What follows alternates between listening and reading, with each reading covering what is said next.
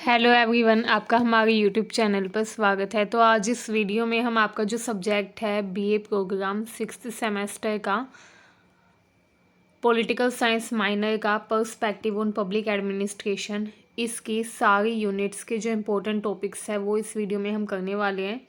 तो आज की वीडियो जो है ये आपकी रिवीजन वीडियो होने वाली है, जिसमें हम सारे टॉपिक्स कवर अप करेंगे, वो सारे टॉपिक्स जो कि इम्पोर्टेंट है, जो कि एग्ज़ाम में आने के बहुत ज़्यादा चांसेस है, वो सारे टॉपिक्स इस वीडियो में हम करने वाले हैं। तो आइए स्टार्ट करते हैं। बिफोर स्टार्टिंग, अगर आपने अब तक हमारे चैनल को सब्सक्राइब नहीं किया है तो कर लीजिए, ताकि आने वाली हर वीडियो की अपडेट आपको टाइम से मिलती रहे। साथ ही वीडियो को अपने दोस्तों के पास भी शेयर कीजिएगा ताकि उनकी भी हेल्प हो सके। तो आइए स्टार्ट करते हैं, पढ़ते हैं perspective on public administration and इसके सारे इंपॉर्टेंट टॉपिक्स। तो ये वीडियो आपकी एक तरीके की वन शॉट वीडियो होने वाली है। वीडियो को कंप्लीट देखिएगा ताकि कोई भी टॉपिक मिस ना हो। तो फर्स्ट टॉपिक आता है पब्लिक एडमिनिस्ट्रेशन, मतलब लोक प्रशासन क्या है। लोक प्रशासन आपको पता होना चाहिए, क्योंकि आपके सब्जेक्ट का ही नाम है पर्सपेक्टिव ऑन पब्लिक एडमिनिस्ट्रेशन, ठीक है, जिसमें आपको लोक प्रशासन के बारे में ही पढ़ना है, पब्लिक एडमिनिस्ट्रेशन के बारे में ही पढ़ना है। तो आपको पता होना चाहिए पब्लिक एडमिनिस्ट्रेशन मतलब लोक प्रशासन होता क्या है। लोक प्रशासन एक शासकीय प्रक्रिया है जिसके माध्यम से सरकार अपनी नीतियों को लागू करती है। सरकार क्या करती है, अलग अलग नीतियाँ बनाती है जन कल्याण के लिए, लोगों के कल्याण के लिए, देश के विकास के लिए, उन्नति के लिए, ठीक है, एंड उन नीतियों को लागू करती है। समाज को अलग अलग सेवाएं प्रदान करती है, समाज के लोगों को अलग अलग सेवाएं प्रदान करती है। जैसे आपने देखा होगा, अलग अलग गवर्नमेंट की पॉलिसीज़ हर रोज़ आती रहती हैं, ठीक है, अलग अलग योजनाएं बनती रहती है जो कि सरकार लेकर आती है। उन योजनाओं को लाने का बेसिकली कारण होता है कि हमारे देश में जो वंचित वर्ग है उसका उद्धार हो सके, हमारे देश का कल्याण हो सके, देश आगे बढ़े, लोगों का विकास हो, ठीक है। तो इसके लिए लगातार क्या होता है, लगातार सरकार अपनी नीतियाँ लाती है, नई नई योजनाएं बनाती रहती है, एंड वो जो सरकार नीति बनाती है, नीतियों को लागू करती है, वो पब्लिक एडमिनिस्ट्रेशन मतलब लोक प्रशासन का ही एक हिस्सा है, लोक प्रशासन की ही वो एक प्रक्रिया है, ठीक है। यह प्रशासनिक तंत्र का वह हिस्सा है जो कि जनहित के कार्यों को योजना, क्रियान्वयन तथा उसका मूल्यांकन करता है। जैसे सपोज कीजिए आप बन जाते हैं प्रधानमंत्री, तो आप क्या करेंगे, आप प्रशासन का एक हिस्सा बन जाएंगे, एंड प्रशासनिक तंत्र का हिस्सा होने के नाते आपको क्या करना होगा, लोक प्रशासन को संभालना होगा। अब लोक प्रशासन जो है इसी में शामिल है ये तीनों चीज़ें। योजना बनाना, यानी कि आप प्लान बनाएंगे, योजना बनाएंगे लोगों के कल्याण के लिए, वेलफेयर के लिए। उसके बाद उस योजना का क्रियान्वयन करेंगे, उसको लागू करवाएंगे, ठीक है, क्षेत्र के स्तर पर, लोकल लेवल पर उस योजना को लागू करेंगे, एंड देन उसका मूल्यांकन करेंगे कि ये जो योजना मैंने बनाई इससे लोगों को वास्तव में फ़ायदा मिला या नहीं मिला, ठीक है। जैसे कि फॉर एग्ज़ाम्पल आपको पता है सरकार ने क्या किया था, दिल्ली में डीटीसी बसेस का जो किराया था वो फ्री कर दिया था, ठीक है, जो कि अभी भी है महिलाओं के लिए। तो ये जो डीटीसी बस का किराया फ्री किया गया, ठीक है, ये एक योजना थी जिसके तहत ये कहा गया कि डीटीसी बस में महिलाओं का किराया नहीं लगेगा। तो ये योजना सरकार लेके आई, दिल्ली सरकार। उसके बाद उस योजना का क्रियान्वयन करवाया, उसको लोकल लेवल पर लागू करवाया कि कोई भी ऐसी बस ना हो जो कि महिलाओं से किराया लें, क्योंकि किराया फ्री कर दिया गया, ठीक है। एंड फिर सरकार जो है उसने क्या किया, उसका मूल्यांकन किया कि इससे कितनी महिलाओं को लाभ हुआ है, क्या वास्तव में महिलाओं को इस योजना से फ़ायदा लगा है, उनके पैसे बचे हैं, उनका किराया बचा है, तो इससे उनको आर्थिक रूप से कितनी सहायता मिली है, ठीक है। तो इस तरीके से सरकार क्या करती है, योजना बनाती है, उसका क्रियान्वयन करती है, उसका मूल्यांकन करती है, एंड ये जो तीनों प्रक्रियाएं होती है ये लोक प्रशासन का ये एक हिस्सा होती है, ठीक है। लोक प्रशासन के आइए मुख्य बिंदु देख लेते हैं एक बार। सरकारी योजनाएं, कार्यक्रम, नीति, इन सब का निर्माण होता है जो कि लोक प्रशासन का ही एक हिस्सा है, ठीक है। उसके बाद इनको धरातल पर यानी कि लोकल लेवल पर, ज़मीनी स्तर पर लागू किया जाता है, ठीक है। सार्वजनिक सेवाएं प्रदान की जाती है लोगों को, जैसे शिक्षा, स्वास्थ्य, परिवहन, जल आपूर्ति, कानून संबंधी व्यवस्था, ये सारी सेवाएं सरकार लोगों को मुहैया करवाती है, ठीक है। प्रशासनिक संरचना, एक अच्छी प्रशासनिक संरचना इस्टेब्लिश की जाती है, स्थापित की जाती है। ऐसा इसलिए किया जाता है क्योंकि जिस देश का प्रशासन अच्छा होता है वो देश उतना ही विकास करता है, उतनी ही तरक्की करता है। बहुत ज़्यादा ज़रूरी है कि किसी भी देश के विकसित होने के लिए उस देश का प्रशासनिक ढांचा मजबूत हो, प्रशासनिक ढांचा अच्छा हो, ठीक है। एंड प्रशासनिक ढांचे को अच्छा करने की जो प्रक्रिया है वो भी प्रशासनिक कार्य या लोक प्रशासन में शामिल है, ठीक है। इसमें अलग अलग विभाग, मंत्रालय, ब्यूरोक्रेसी, इन सब की इफ़ेक्टिवनेस पर, इनको इफ़ेक्टिव बनाने पर, इनको प्रभावी बनाने पर ध्यान दिया जाता है, फोकस किया जाता है, ठीक है। इनकी कार्य प्रणाली को अच्छा बनाने पर इसमें ध्यान दिया जाता है, ठीक है। लोक प्रशासन जो है नीतियों को लागू करने के साथ साथ उनके निर्माण में भी परोक्ष रूप से सहयोग करता है, ठीक है। लोक प्रशासन जो है ये क्या करता है, नीतियों को लागू करता है एंड नीतियों को लागू करने के साथ उनके निर्माण में भी मदद करता है, ठीक है, इनडायरेक्टली, डायरेक्ट रूप से नहीं बल्कि इनडायरेक्टली, ठीक है। क्योंकि नीतियों का जो निर्माण है वो भी लोक प्रशासन का ही एक हिस्सा है, ठीक है। इसके अलावा इसका उद्देश्य होता है लोक कल्याण करना, लोगों का कल्याण करना, ठीक है। इसका मुख्य उद्देश्य है जनता के जीवन स्तर को सुधारना तथा समाज में समरसता बनाए रखना, ठीक है। आइए अब हम देखते हैं लोक प्रशासन का महत्व। लोक प्रशासन बहुत ही महत्वपूर्ण होता है हम सभी के लिए, क्योंकि यह शासन को सुचारू रूप से चलाने में मदद करता है, ठीक है। लोक प्रशासन अगर नहीं होता तो शासन को हम कभी भी सुचारू रूप से चला नहीं सकते थे, ठीक है। इसलिए हमारी कंट्री में भी इंडिपेंडेंस के बाद लोक प्रशासन को इम्प्रूव करने पर, लोक प्रशासन को सुधारने पर ध्यान दिया गया, क्योंकि जब लोक प्रशासन अच्छा होगा तभी शासन सुचारू रूप से चल पाएगा। लोक प्रशासन में क्या क्या शामिल है? लोक प्रशासन में शामिल है अलग अलग सरकारी मंत्रालय, विभाग, ब्यूरोक्रेसी, नौकरशाही, ठीक है। प्रधानमंत्री काज के जो कार्य संभालने वाले मंत्री होते हैं, नेता होते हैं, वो सब, ठीक है। कार्यपालिका, विधायिका, ये सब कुछ लोक प्रशासन में ही शामिल है, ठीक है। तो शासन को सुचारू रूप से चलाना है तो लोक प्रशासन जो है इसकी इफेक्टिवनेस पे हमें ध्यान देना होगा। इसके अलावा यह जनहित को सर्वोपरि रखता है कि लोगों का हित होना चाहिए, कानून व व्यवस्था बनाए रखने पर भी ये जोर देता है। यह विकास योजनाओं को ज़मीनी स्तर पर पहुंचाता है कि विकास योजनाएं जो है वो सभी लोगों तक पहुंचे जिनको उसकी ज़रूरत है एक्चुअल में, ठीक है। क्योंकि किसी योजना का फ़ायदा नहीं है अगर वो योजना उन लोगों तक नहीं पहुंच रही है जिसको वास्तव में उनकी ज़रूरत है। तो इसीलिए विकास योजनाओं को ज़मीनी स्तर पर पहुंचाना भी बहुत ज़्यादा ज़रूरी होता है। इस तरीके से लोक प्रशासन शासन व जनता के बीच में एक सेतु की तरह काम करता है। ये न केवल सरकार की नीतियों को क्रियान्वित करता है बल्कि एक सुशासित, जवाबदेह तथा पारदर्शी प्रशासनिक व्यवस्था भी सुनिश्चित करता है, ठीक है। आइए अब हम देखेंगे लोक प्रशासन की समय अवधि को, कि लोक प्रशासन का कैसे कैसे विकास हुआ, कैसे कैसे लोक प्रशासन जो है वो विकसित होता गया, किस टाइम लोक प्रशासन में क्या क्या बदलाव हुए। एक समय अवधि देखते हैं लोक प्रशासन की, जिससे हमको लोक प्रशासन के विभिन्न चरणों के बारे में ज्ञात हो पाएगा, ठीक है। तो आइए देखते हैं। प्रथम चरण जो है लोक प्रशासन का वो 1887 से 1926 तक का माना जाता है, जिसमें लोक प्रशासन को प्रबंधकीय विज्ञान के रूप में देखा गया, ठीक है। वुडरो विल्सन जो थे उन्होंने एक लेख लिखा है, कैसे लिखा, द स्टडी ऑफ एडमिनिस्ट्रेशन, ठीक है, 1887 में। ये जो उन्होंने लेख लिखा था इसमें प्रशासन को राजनीति से अलग माना गया। उन्होंने कहा प्रशासन जो है वो राजनीति से संबंधित नहीं है, राजनीति से अलग है। प्रशासनिक प्रबंधकीय कार्य है जिसके ज़रिए हम क्या करते हैं, प्रबंधन करते हैं, ठीक है।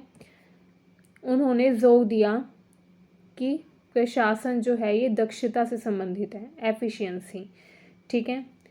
प्रशासनिक संगठन से संबंधित है, आदेश, पदानुक्रम, नियम, इन सब पर उन्होंने जोर दिया, ठीक है। मुख्य विद्वान जो थे इस टाइम जिन्होंने प्रशासन को एक प्रबंधकीय कार्य माना वो थे विल्सन, विलोबी, हेनरी फेयोल, ठीक है। उसके बाद द्वितीय चरण आता है 1927 से 1937, ठीक है। इस समय को सिद्धांत युग कहा गया, प्रिंसिपल एरा। इस टाइम पीरियड में लोक प्रशासन के सार्वभौमिक सिद्धांतों की खोज हुई, ठीक है। एक प्रमुख सिद्धांत इस टाइम पर ओरिजिनेट हुआ जिसका नाम था POSD CORB, ठीक है। इसका अगर हम फुल नेम देखें तो P से प्लानिंग, O से ऑर्गेनाइजिंग, S से स्टाफिंग, D से डायरेक्टिंग, सी से कोऑर्डिनेटिंग, आर से रिपोर्टिंग, बी से बजटिंग। ये आपको इसी ऑर्डर में याद करना है। ये सिद्धांत आया, ठीक है, इस दूसरे युग में, जिसको सिद्धांत युग कहा गया, ठीक है। इस टाइम जो मुख्य विद्वान हुए वो थे लूथर गुलिक, लियोनार्ड वाइट, मुनियोविले, ठीक है। तो ये कुछ मुख्य विद्वान हुए। उसके बाद तृतीय चरण आता है जो कि 1938 से 1947 तक रहा, ठीक है। इसमें चैलेंज देखा गया, ठीक है, पब्लिक एडमिनिस्ट्रेशन में, लोक प्रशासन के क्षेत्र में आलोचनात्मक सोच का युग इसे माना जाता है, ठीक है। लोक प्रशासन जो है इसमें चैलेंज आया। मानव व्यवहार तथा आलोचनात्मक सोच का युग इसे माना जाता है। इसमें प्रशासन को मशीन नहीं बल्कि मानव व्यवहार से जोड़ा गया, ठीक है। ये कहा गया कि प्रशासन जो है मानव व्यवहार से जुड़ा हुआ है। मानव संबंध आंदोलन, ह्यूमन रिलेशन मूवमेंट की शुरुआत एल्टन मेयो ने इसी टाइम पर की थी, ठीक है। लोक प्रशासन की इस टाइम पर आलोचना की गई। आलोचना हुई कि केवल नियमों से प्रशासन नहीं चल सकता, ठीक है। ये कहा गया सिर्फ नियम बनाने से प्रशासन नहीं चलता बल्कि मानव व्यवहार जो है वो भी मुख्य भूमिका निभाता है, ठीक है, कि मानव का व्यवहार कैसा है। मानव संबंध सिद्धांत भी इसी टाइम पर आया था जो कि एल्टन मेयो ने दिया था, ठीक है। उसके बाद चतुर्थ चरण 1948 से 1970 माना गया, ठीक है। ये व्यवहारवादी युग था, बिहेवियरल एरा था, ठीक है। इस दौरान लोक प्रशासन को राजनीतिक विज्ञान का हिस्सा मानकर व्यवहार के आधार पर इसका अध्ययन किया गया। इसमें जोर दिया गया निर्णय के निर्माण पर, प्रेरणा, संचार तथा संगठनात्मक व्यवहार पर, ठीक है, कि लोक प्रशासन जो है ये एक संगठन के द्वारा चलाया जाता है जो कि निर्णय लेता है, निर्णय का निर्माण करता है, लोगों को प्रेरित करता है कार्य करने के लिए, ठीक है। हर्बर्ट साइमन ने प्रशासनिक मनुष्य एडमिनिस्ट्रेटिव मैन की अवधारणा दी। 1960 के बाद पोस्ट बिहेवियरलिज्म आया जिसमें समाज की समस्याओं को हल करने पर जोर दिया गया। ये कहा गया कि समाज में बहुत समस्याएं हैं, उन समस्याओं को हल करना है अगर हमें, तो प्रशासन को हमें विस्तृत करना होगा, ठीक है। उसके बाद पंचम चरण देखिए। पंचम चरण था 1971 से 1980। इसको नया लोक प्रशासन, न्यू पब्लिक एडमिनिस्ट्रेशन का एरा कहा जाता है, ठीक है। इसमें प्रशासन में समानता, सामाजिक न्याय, उत्तरदायित्व जैसे मूल्यों को जोड़ा गया, ठीक है। नए नए मूल्य शामिल किए गए प्रशासन में, जैसे समानता, सामाजिक न्याय, उत्तरदायित्व, ठीक है। यह आंदोलन वियना सम्मेलन के बाद काफ़ी ज़्यादा लोकप्रिय हुआ, ठीक है। एक जगह थी मिनोब्रुक, वहाँ पे एक सम्मेलन हुआ, ठीक है, 1968 में। उस सम्मेलन के बाद ये जो एनपीए मूवमेंट था, न्यू पब्लिक एडमिनिस्ट्रेशन मूवमेंट, जिसमें कहा गया था कि प्रशासन में समानता, सामाजिक न्याय जैसे मूल्यों को जोड़ना चाहिए, ये सिद्धांत, ये जो मूवमेंट था ये लोकप्रिय हुआ मिनोब्रुक कॉन्फ्रेंस के बाद, ठीक है।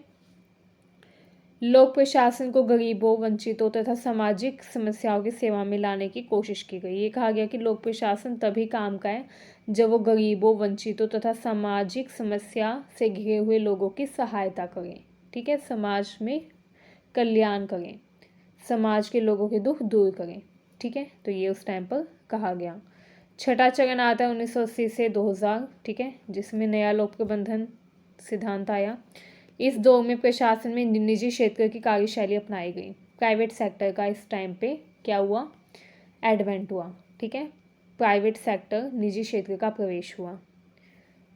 अब निजीकरण होने लग गया, ठीक है। जोर दिया गया परिणामों पर, ग्राहक सेवा पर, निजीकरण पर। आउटसोर्सिंग स्टार्ट हो गई, प्रतिस्पर्धा होने लग गई, ठीक है। सरकार की भूमिका को संचालक तथा निजी क्षेत्र को कार्यकारी की तरह देखा गया। मुख्य देश कौन थे जो कि इसको फॉलो कर रहे थे, अमेरिका, ब्रिटेन और न्यूजीलैंड, ठीक है। उसके बाद सप्तम चरण जो कि 2000 से वर्तमान में चल रहा है, ये सुशासन व ई गवर्नेंस का युग है, जब क्या हो गया है, डिजिटल एडमिनिस्ट्रेशन एरा स्टार्ट हो गया है, ठीक है। डिजिटलाइजेशन हो गया, हम देखते हैं अपने आसपास हर चीज़ डिजिटल हो गई है, ठीक है। प्रशासन में पारदर्शिता, उत्तरदायित्व, सहभागिता, प्रौद्योगिकी पर जोर दिया गया है, ठीक है। पारदर्शिता बढ़ गई है, इन्हेंस हो गई है। E governance, digital India, RTI act, नागरिक केंद्रित प्रशासन, ये कुछ कार्यक्रम हैं जो कि शुरू किए गए हैं। वैश्वीकरण के प्रभाव से प्रशासनिक सुधार व नवाचार को बढ़ावा मिला है। ठीक है, तो ये सब टाइमलाइन आप चाहे तो याद कर सकते हैं, इससे आपका जो आंसर है वो भी ज़्यादा अच्छा लगेगा। ठीक है, तो ये टाइमलाइन भी आपको पता होनी चाहिए। हमने मेन पॉइंट्स जाने, ज़्यादा डिटेल में तो नहीं देखा, लेकिन ये जो पॉइंट्स हैं ये सबसे ज़्यादा इम्पोर्टेंट है, आप मान के चलिए। ठीक है, आइए अब हम नेक्स्ट टॉपिक देख लेते हैं। आपकी यूनिट 1 में ही एक और टॉपिक दिया गया है, कौटिल्य का लोक प्रशासन सिद्धांत। ठीक है, कौटिल्य के दृष्टिकोण में लोक प्रशासन क्या था। तो कौटिल्य वाला जो पर्सपेक्टिव है उससे भी आपको लोक प्रशासन पता होना चाहिए, एग्जाम में पूछा जा सकता है। ठीक है, तो आइए एक बार हम देख लेते हैं, डिस्कस कर लेते हैं ये भी। कौटिल्य जो थे उन्होंने सप्तांग थ्योरी दी थी। ठीक है, राज्य की अवधारणा उसमें उन्होंने बताई। कौटिल्य ने ये जो सप्तांग थ्योरी दी थी इसमें उन्होंने कहा कि एक राज्य होता है, उसके 7 अंग होते हैं, सप्तांग यानी कि 7 अंग। ठीक है, अब कौन से 7 अंग होते हैं जो कि राज्य में निहित होते हैं। पहला होता है स्वामी जो कि राजा होता है, दूसरे होते हैं अमात्य यानी कि मंत्री, तीसरा जनपद मतलब जनता, चौथा दुर्ग मतलब किला, कोश मतलब कोषागार, दंड मतलब सेना बल, मित्र मतलब सहयोगी राज्य। ठीक है, ये 7 अंग होते हैं किसी भी राज्य के, जो कि एक राज्य का निर्माण करते हैं, एक बेहतर राज्य का निर्माण करते हैं। ठीक है, अगर इनमें से एक भी ना हो तो एक बेहतर राज्य का निर्माण नहीं हो सकता। आप खुद ही मान के चलिए, ये 7 जो अंग हैं, जैसे हमारी बॉडी के पार्ट्स होते हैं वैसे ये 7 अंग हैं जो कि राज्य के पार्ट्स हैं। ठीक है, जैसे किसी व्यक्ति की बॉडी का अगर कोई भी पार्ट ना हो तो उस व्यक्ति का जो काम है वो अच्छे से नहीं हो पाता, वो व्यक्ति जो है वो अच्छे से अपना जीवन नहीं व्यतीत कर पाता। वैसे ही सेम इन दैट वे, अगर राज्य के इन 7 अंगों में से कोई भी एक अंग ना हो तो राज्य अच्छे से कार्य नहीं कर सकता, तो राज्य अच्छे से उन्नति नहीं कर सकता। ठीक है, 7 अंग जो है ये 7 अंग बहुत ज़्यादा इम्पोर्टेंट है राज्य की बेटर फंक्शनिंग के लिए। ठीक है, राज्य के डेवलपमेंट के लिए। अब दूसरा उन्होंने बताया प्रशासनिक संगठन के बारे में। कौटिल्य ने प्रशासन को कई विभागों में बांटा, जैसे राजस्व जो कि रिवेन्यू संभालता है, रिवेन्यू देखता है। ठीक है, सैन्य जो कि मिलिट्री, इन सब पर फोकस करता है। कृषि जो कि एग्रीकल्चर संभालता है। ठीक है, खुफिया जो कि क्या करता है, जासूसी का काम करता है। न्याय जो कि न्याय करता है, दंड देता है, बुरे लोगों को अच्छे लोगों को पुरस्कृत करता है। तो प्रशासन को उन्होंने कई विभागों में बांटा था। ठीक है, प्रत्येक विभाग के लिए उन्होंने अधिकारी नियुक्त किए। राजस्व के लिए अलग अधिकारी था, सेना के लिए अलग अधिकारी था। ठीक है, न्याय के लिए अलग अधिकारी था। तो उन्होंने अलग अलग विभाग बनाए प्रशासन के, एंड हर विभाग के लिए अधिकारी नियुक्त किए। राजा को उन्होंने कल्याणकारी माना, उन्होंने कहा राजा वही है जो कि लोगों का कल्याण करे। उत्तरदायी शासक होना चाहिए जो कि अपनी जनता के प्रति उत्तरदायी हो, जवाबदेह हो। राजा को न्यायप्रिय होना चाहिए जो कि न्याय चाहे, नीतिपरक होना चाहिए जो कि नीतियां बनाए, अनुशासित होना चाहिए जो कि अनुशासन में रहे। ठीक है, एंड अपनी प्रजा को भी अनुशासन में रखें। तो ऐसे राजा की भूमिका पर उन्होंने जोर दिया। राजा के सहयोग के लिए उन्होंने कहा कि मंत्रिमंडल होना चाहिए। मंत्रिमंडल जो है उसमें कुशल मंत्री होने चाहिए, ऐसे नहीं कि कोई भी मंत्री बन जाए, नहीं, कुशल मंत्री होने चाहिए जो कि राजा को अच्छी सलाह दें। ठीक है, मंत्री की नियुक्ति के लिए योग्यता, चरित्र, अनुभव, इन सब पर उन्होंने जोर दिया। उन्होंने कहा राजा जब भी मंत्री को नियुक्त करे तो देखे कि मंत्री का, इस व्यक्ति का मंत्री बनने का जो एक मीटर होता है ये व्यक्ति उसमें खरा उतर गया या नहीं। ठीक है, हर व्यक्ति को मंत्री नहीं बना सकते, जिस भी व्यक्ति को मंत्री बनाया जाएगा उसके योग्यता, चरित्र, अनुभव, इन सब पर पूरी तरीके से पहले उसको माप लेना चाहिए कि वो मंत्री बनने के योग्य है भी या नहीं। ठीक है, अगर कोई व्यक्ति अयोग्य है, किसी का चरित्र अच्छा नहीं है, किसी व्यक्ति को अनुभव नहीं है, तो ऐसे व्यक्ति को मंत्री बनाना राज्य के लिए खतरा हो सकता है, राजा के लिए खतरा हो सकता है। तो मंत्री सोच समझ के नियुक्त करने चाहिए। ठीक है, न्यायिक प्रशासन, कौटिल्य ने कहा कि कानून के 4 स्रोत होते हैं: धर्म, नैतिकता, ठीक है, व्यवहार, परंपरा, शासन आदेश व न्यायाधीश का विवेक। मतलब न्याय करने के लिए 4 तरीके हैं, ठीक है, 4 तरीकों से न्याय होता है, ठीक है, 4 तरीकों से क्या होता है, न्याय होता है। कोई व्यक्ति अगर गलत करता है तो 4 तरीके हैं उसका न्याय करने के। पहला धर्म, ठीक है, धर्म तो उस व्यक्ति को सज़ा दे ही दे देगा उसके पापों की। किसी व्यक्ति ने पाप किया है, कोई गलत काम किया है, तो धर्म तो कहता है कि उस व्यक्ति को सज़ा मिलेगी, वो व्यक्ति नरक में जाएगा, उसको दंड मिलेगा, भगवान उसको दंड देंगे। व्यवहार, परंपरा, अब लोग जो है वो भी क्या करते हैं, कई बार उस व्यक्ति को परंपरा अनुसार दंड दे देते हैं पंचायत वगैरह में, ठीक है। शासन आदेश, जो शासक हैं वो भी व्यक्ति को दंड दे सकता है। राजा के पास व्यक्ति को पेश कर दिया जाए तो राजा उसको दंड दे सकता है।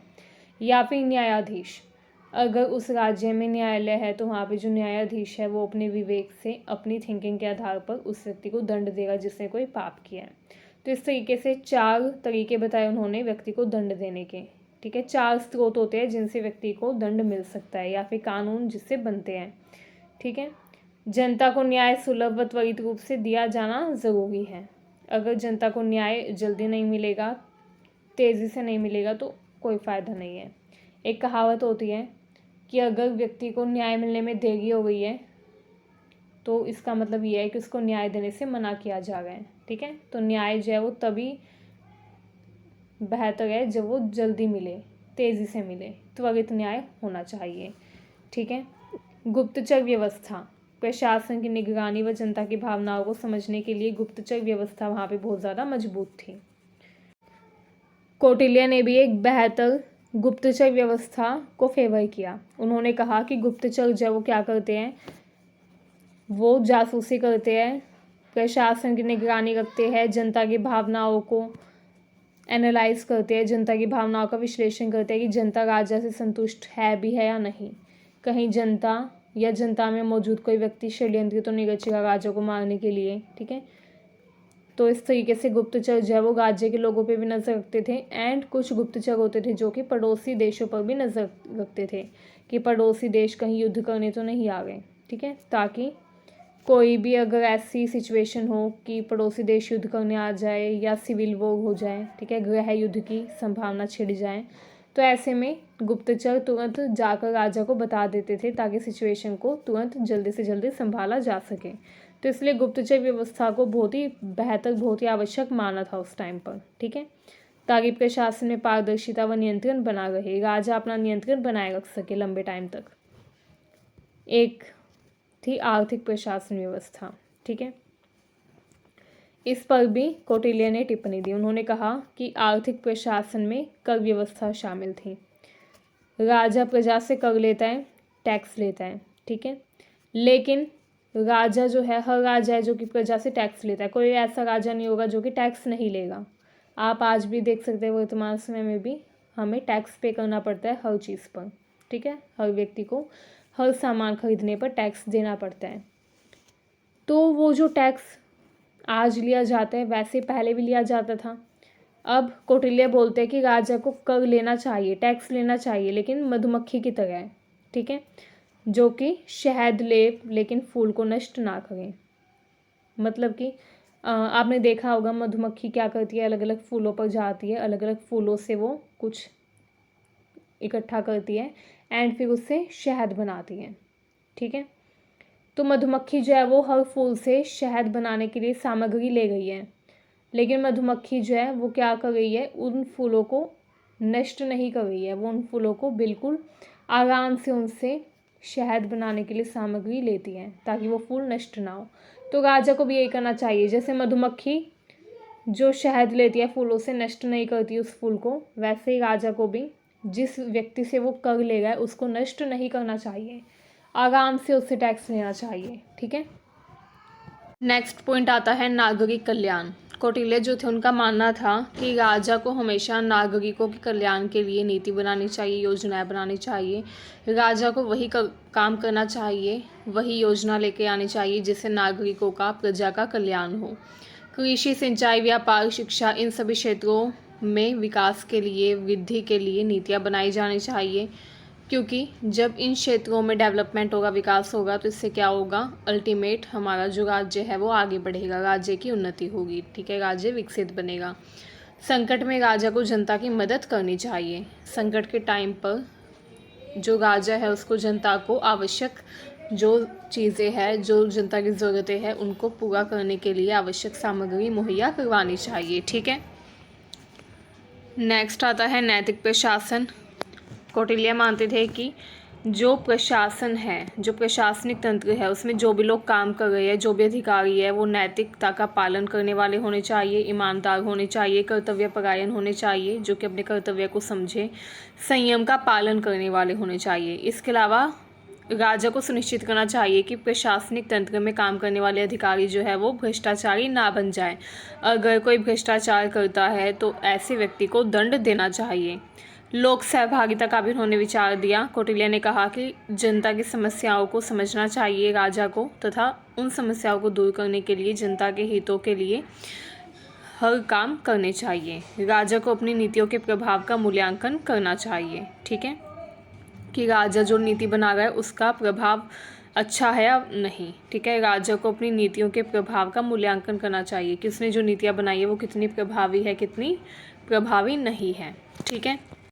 आइए अब हम अपना नेक्स्ट टॉपिक देखते हैं, जिसमें हमें पढ़ना है एफ.डब्ल्यू. टेलर के वैज्ञानिक प्रबंधन सिद्धांत के बारे में। एफ.डब्ल्यू. टेलर जो थे एक स्कॉलर थे, उन्होंने साइंटिफिक मैनेजमेंट थ्योरी दी, यानी कि वैज्ञानिक प्रबंधन का सिद्धांत दिया, जो कि लोक प्रशासन में आगे चलकर बहुत ज़्यादा फेमस हुआ।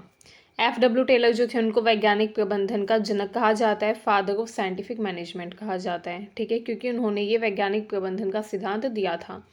इस सिद्धांत में उन्होंने कहा कि जो भी प्रशासनिक काम होते हैं उनको दक्षता से करना चाहिए, एफिशिएंसी के साथ, एंड जो भी प्रशासनिक कार्य किया जा रहा है वो इस तरीके से किया जाना चाहिए कि जिस कारण हम वो काम कर रहे हैं उसका उद्देश्य हमें प्राप्त हो, मतलब उत्पादकता होनी चाहिए, ठीक है। जैसे सरकार ने नीति बनाई, कोई भी योजना बनाई, ठीक है, तो उस योजना को लागू, पहली बात तो एफिशिएंटली करना चाहिए, दक्षता के साथ उस योजना को लोकल लेवल पर लागू करना चाहिए। देन ये सुनिश्चित करना चाहिए कि जिस उद्देश्य को पूरा करने के लिए ये योजना बनाई जा रही है वो उद्देश्य प्राप्त हो, मतलब कि उत्पादकता जो है उसमें होनी चाहिए। समयबद्ध तरीके से हर काम करना चाहिए, समयबद्धता के साथ, तथा उन्होंने मानकीकरण पर बल दिया, ठीक है। टेलर जो थे उन्होंने वैज्ञानिक प्रबंधन का जो सिद्धांत दिया था उसका ये मुख्य बिंदु देख लेते हैं। पहला है कार्य का वैज्ञानिक अध्ययन। उन्होंने कहा कि हर काम को अनुभव या परंपरा की बजाय वैज्ञानिक विधि से करना चाहिए। वैज्ञानिक विधि यानी कि साइंटिफिक मेथड होता है हर काम को करने का, एंड साइंटिफिक मेथड से जब हम किसी काम को करते हैं तो हमारा समय बचता है, प्रयास बचते हैं, एफर्ट्स हमारे कम लगते हैं, एंड रिजल्ट अच्छा मिलता है। तो इसलिए उन्होंने कहा कि वैज्ञानिक विधि के अनुसार हर काम करना चाहिए। उन्होंने वैज्ञानिक विधि को सर्वोत्तम तरीका माना किसी भी काम को अच्छे से करने के लिए, ठीक है। उन्होंने कहा कि किसी भी काम को करने के लिए जो भी व्यक्ति है जो उस काम को करेगा, मतलब जो कार्य करता है, उसका चुनाव बहुत ही सोच समझ कर करना चाहिए, ठीक है। कार्यकर्ता यानी कि जो कार्य करेगा। अब जो कार्य करने वाला व्यक्ति है, जो कार्य करता है, उसका चुनाव उसकी क्षमता व योग्यता के अनुसार होना चाहिए। वो व्यक्ति सक्षम होना चाहिए, योग्य होना चाहिए उस काम को करने के। सही व्यक्ति को सही काम दिया जाना चाहिए, ठीक है। ऐसा नहीं है कि किसी को भी कोई भी काम करने के लिए दे दें। उसी व्यक्ति को कोई काम करने के लिए देना चाहिए जिसको अनुभव हो, जो सक्षम हो, जो योग्य हो, ठीक है, ताकि वो काम अच्छे से पूर्ण हो सके जिस काम के लिए हमने उस व्यक्ति को चुना है, ठीक है। नेक्स्ट है प्रशिक्षण। जो भी कर्मचारी है किसी प्रशासनिक कार्य में संलग्न है, प्रशासनिक तंत्र का हिस्सा है, उन सभी कर्मचारियों को प्रशिक्षित करना, ट्रेनिंग देना बहुत ज़्यादा ज़रूरी है। बिना ट्रेनिंग के वो अच्छे से अपना काम नहीं कर पाएंगे। तो उन्होंने ट्रेनिंग यानी कि प्रशिक्षण पर जोर दिया एफ.डब्ल्यू. टेलर ने। उन्होंने कहा कि कर्मचारियों को वैज्ञानिक रूप से प्रशिक्षित किया जाना चाहिए, उनको ट्रेनिंग देनी चाहिए ताकि वो और भी ज़्यादा कुशल बने। ट्रेनिंग देंगे अगर हम उनको तो उनकी क्षमता बढ़ेगी। नेक्स्ट जो एफ.डब्ल्यू. टेलर ने कहा, उन्होंने कहा कि कार्य तथा उत्तरदायित्व का विभाजन करना ज़रूरी है। कार्य का विभाजन करना चाहिए। कार्य का विभाजन अगर हम करेंगे, डिवीज़न ऑफ वर्क करेंगे, तो इससे एक व्यक्ति के ऊपर पूरा बर्डन नहीं आएगा। दूसरा ऐसे स्पेशलाइजेशन है कि विशेषज्ञता बढ़ेगी। ठीक है, जैसे एक व्यक्ति को हम एक ही काम दें एंड दूसरे काम के लिए दूसरे व्यक्ति को नियुक्त करें, तो इससे क्या होगा, एक तो ज़्यादा से ज़्यादा लोगों को रोज़गार मिलेगा। दूसरा, जब एक व्यक्ति हर रोज़ हर टाइम एक ही काम करेगा तो उसका स्पेशलाइजेशन विशेषज्ञता उस काम में बढ़ेगी। ठीक है। तीसरा, इससे काम जल्दी होगा एंड बर्डन नहीं होगा एक व्यक्ति के ऊपर। ठीक है, तो एक ही व्यक्ति सारे काम करे एंड एक काम को अलग अलग व्यक्तियों में विभाजित कर दे तो दोनों में फ़र्क होता है। तो उन्होंने कहा कार्य का उत्तरदायित्व का विभाजन करना ज़रूरी है। प्रबंधक यानी कि मैनेजर को योजना बनानी चाहिए कि वो किसके बीच में क्या काम विभाजित करेगा एंड जो श्रमिक वो रख रहा है उसको उस योजना के अनुसार ही काम करना चाहिए। जो काम उस व्यक्ति को मिला है वही काम उस व्यक्ति को करना चाहिए। ठीक है। नेक्स्ट है समय व गति अध्ययन। कार्य को करने में कितना समय लगेगा, किस गति से हमें काम को करना होगा ताकि काम कम समय में पूरा हो जाए, ये सब कुछ भी अनुमान लगाना चाहिए। ठीक है, समय व गति का अध्ययन करना चाहिए जो प्रबंधक है उसको। ठीक है, ताकि वो समय व गति को एक साथ मैनेज करते हुए चल सके, जिससे काम जो है वो कम समय में पूर्ण हो। ठीक है, एंड कार्य क्षमता बढ़े। इसके अलावा प्रोत्साहन आधारित वेतन के बारे में भी उन्होंने बताया। उन्होंने कहा कि कर्मचारियों को अधिक काम के लिए अधिक वेतन दिया जाना चाहिए, इससे वो उत्साहपूर्वक काम करेंगे। कोई व्यक्ति है वो 5 घंटे काम करता है, उसको उतना ही वेतन मिलता है जितना एक व्यक्ति को मिलता है जो 7 घंटे काम करता है। ठीक है, तो जो व्यक्ति 7 घंटे काम कर रहा है वो तो करना ही नहीं चाहेगा। वो सोचेगा कि जब 5 घंटे में भी मुझे वही वेतन मिलेगा जो मुझे 7 घंटे काम करके मिल गया है, तो मैं 7 घंटे काम क्यों करूं, 2 घंटे एक्स्ट्रा काम क्यों करूं, तो वो व्यक्ति वही सोचेगा। ठीक है, तो इसीलिए प्रोत्साहन बढ़ाने के लिए वेतन भी बढ़ाना चाहिए। अगर व्यक्ति ज़्यादा काम कर रहा है तो अधिक काम के लिए अधिक वेतन दिया जाना चाहिए। इससे दूसरे लोग जो है वो भी सोचेंगे कि हम भी ज़्यादा काम करें, हमें भी फिर ज़्यादा वेतन मिलेगा। ठीक है। नेक्स्ट है मानकीकरण। उन्होंने कहा औजारों, विधियों, प्रक्रिया, उत्पादों का मानकीकरण होना आवश्यक है, इससे गुणवत्ता बढ़ी रहेगी। ठीक है, इससे गुणवत्ता बढ़ेगी, काम जो वो भी अच्छे से हो पाएगा। इसके अलावा निगरानी व निरीक्षण पर भी उन्होंने जोर दिया। उन्होंने कहा कार्यस्थल पर निगरानी होनी चाहिए नियमित रूप से। इससे क्या होगा, जो कर्मचारी है वो अनुशासन में रहेंगे, अनुशासन में रहकर अपने काम अच्छे से करेंगे, काम की गुणवत्ता बनी रहेगी। ठीक है, आइए देखते हैं टेलर के सिद्धांत का प्रशासन में क्या महत्व था। टेलर जो थे उन्होंने प्रशासन में बहुत ही महत्व बताया अपने सिद्धांत का। ठीक है, टेलर ने ये जो सिद्धांत दिया था वैज्ञानिक प्रबंधन का सिद्धांत, इसका उन्होंने प्रशासन में बहुत महत्व बताया। उन्होंने कहा कि प्रशासन में अगर हम इस सिद्धांत को फॉलो करेंगे, इसका अनुसरण करेंगे तो कार्यकुशलता बढ़ेगी, उत्पादकता में वृद्धि होगी। ठीक है, नौकरशाही तथा अनावश्यक प्रक्रियाओं को हटाने में मदद मिलेगी, जन सेवा जो है वो समयबद्ध व प्रभावी बनेगी, सरकारी कार्यालयों में मानकीकरण तथा जवाबदेही भी सुनिश्चित हो पाएगी। तो ये उन्होंने महत्व बताए थे इसके प्रशासन में। ठीक है, निष्कर्ष अगर हम देखें तो F.W. टेलर जो थे उन्होंने वैज्ञानिक प्रबंधन का सिद्धांत जो है औद्योगिक क्षेत्र में रहकर दिया। ठीक है, ये सिद्धांत उनका औद्योगिक क्षेत्र से शुरू हुआ था, लेकिन उन्होंने कहा कि इसका प्रभाव लोक प्रशासन व सरकारी कार्यों में भी हो सकता है, एंड अगर इसका उपयोग हम लोक प्रशासन में व सरकारी कामों में करेंगे तो हमारा प्रशासन और भी वैज्ञानिक, तर्कसंगत व कुशल बनेगा, ये उन्होंने कहा। आइए अब हम देखते हैं मैक्स वेबर का आदर्श नौकरशाही का सिद्धांत, ideal type bureaucracy, theory of max weber. Max weber एक जर्मन समाजशास्त्री थे, जर्मनी से बिलोंग करते थे। उन्होंने आदर्श नौकरशाही का सिद्धांत दिया। ठीक है, अब ये जो नौकरशाही थी, इस सिद्धांत में उन्होंने नौकरशाही को आदर्श रूप में व्यक्त किया। उन्होंने कहा कि नौकरशाही जो है वो किस तरीके से आदर्श हो सकती है। वे मानते थे कि आधुनिक समाज को चलाने के लिए एक कानून संगत, अनुशासित व नियम आधारित प्रशासनिक प्रणाली होनी चाहिए। मतलब एक ऐसी प्रशासनिक प्रणाली होनी चाहिए, एक ऐसी नौकरशाही व्यवस्था होनी चाहिए जो कि कानून संगत हो, जो कि कानून को मानने वाली हो, जिसमें काम करने वाले कर्मचारी अनुशासित हो, अनुशासन में रहकर सारे काम करें एंड नियमों पर आधारित हो। ठीक है, ऐसी प्रशासनिक प्रणाली, ऐसी नौकरशाही के समर्थन में वो थे, एंड ऐसी ही नौकरशाही को वो आदर्श मानते थे जो कि कानून संगत हो, अनुशासित हो, नियम आधारित हो। ठीक है, ये 3 पॉइंट्स मेन है जो कि उन्होंने आदर्श प्रकार की नौकरशाही में बताएं। ठीक है, मैक्स वेबर जो थे उनके आदर्श नौकरशाही सिद्धांत के मुख्य बिंदु आइए देखते हैं। पहला है कानूनी अधिकारिकता। उन्होंने कहा नौकरशाही जो है ये कानूनों तथा नियमों पर आधारित होती है, ना कि व्यक्ति की इच्छा पर। इसलिए नौकरशाही जो है इसमें कानून होने चाहिए, नियम होने चाहिए, कानून व नियम पर ये आधारित होनी चाहिए। क्योंकि अगर ये व्यक्ति की इच्छा पर आधारित होगी तो इसमें भ्रष्टाचार बढ़ जाएगा, तानाशाही बढ़ जाएगी। ठीक है, एंड इससे सत्ता पर बुरा असर पड़ेगा। ठीक है, इसलिए कानूनी अधिकारिता पे इसमें जोर दिया गया।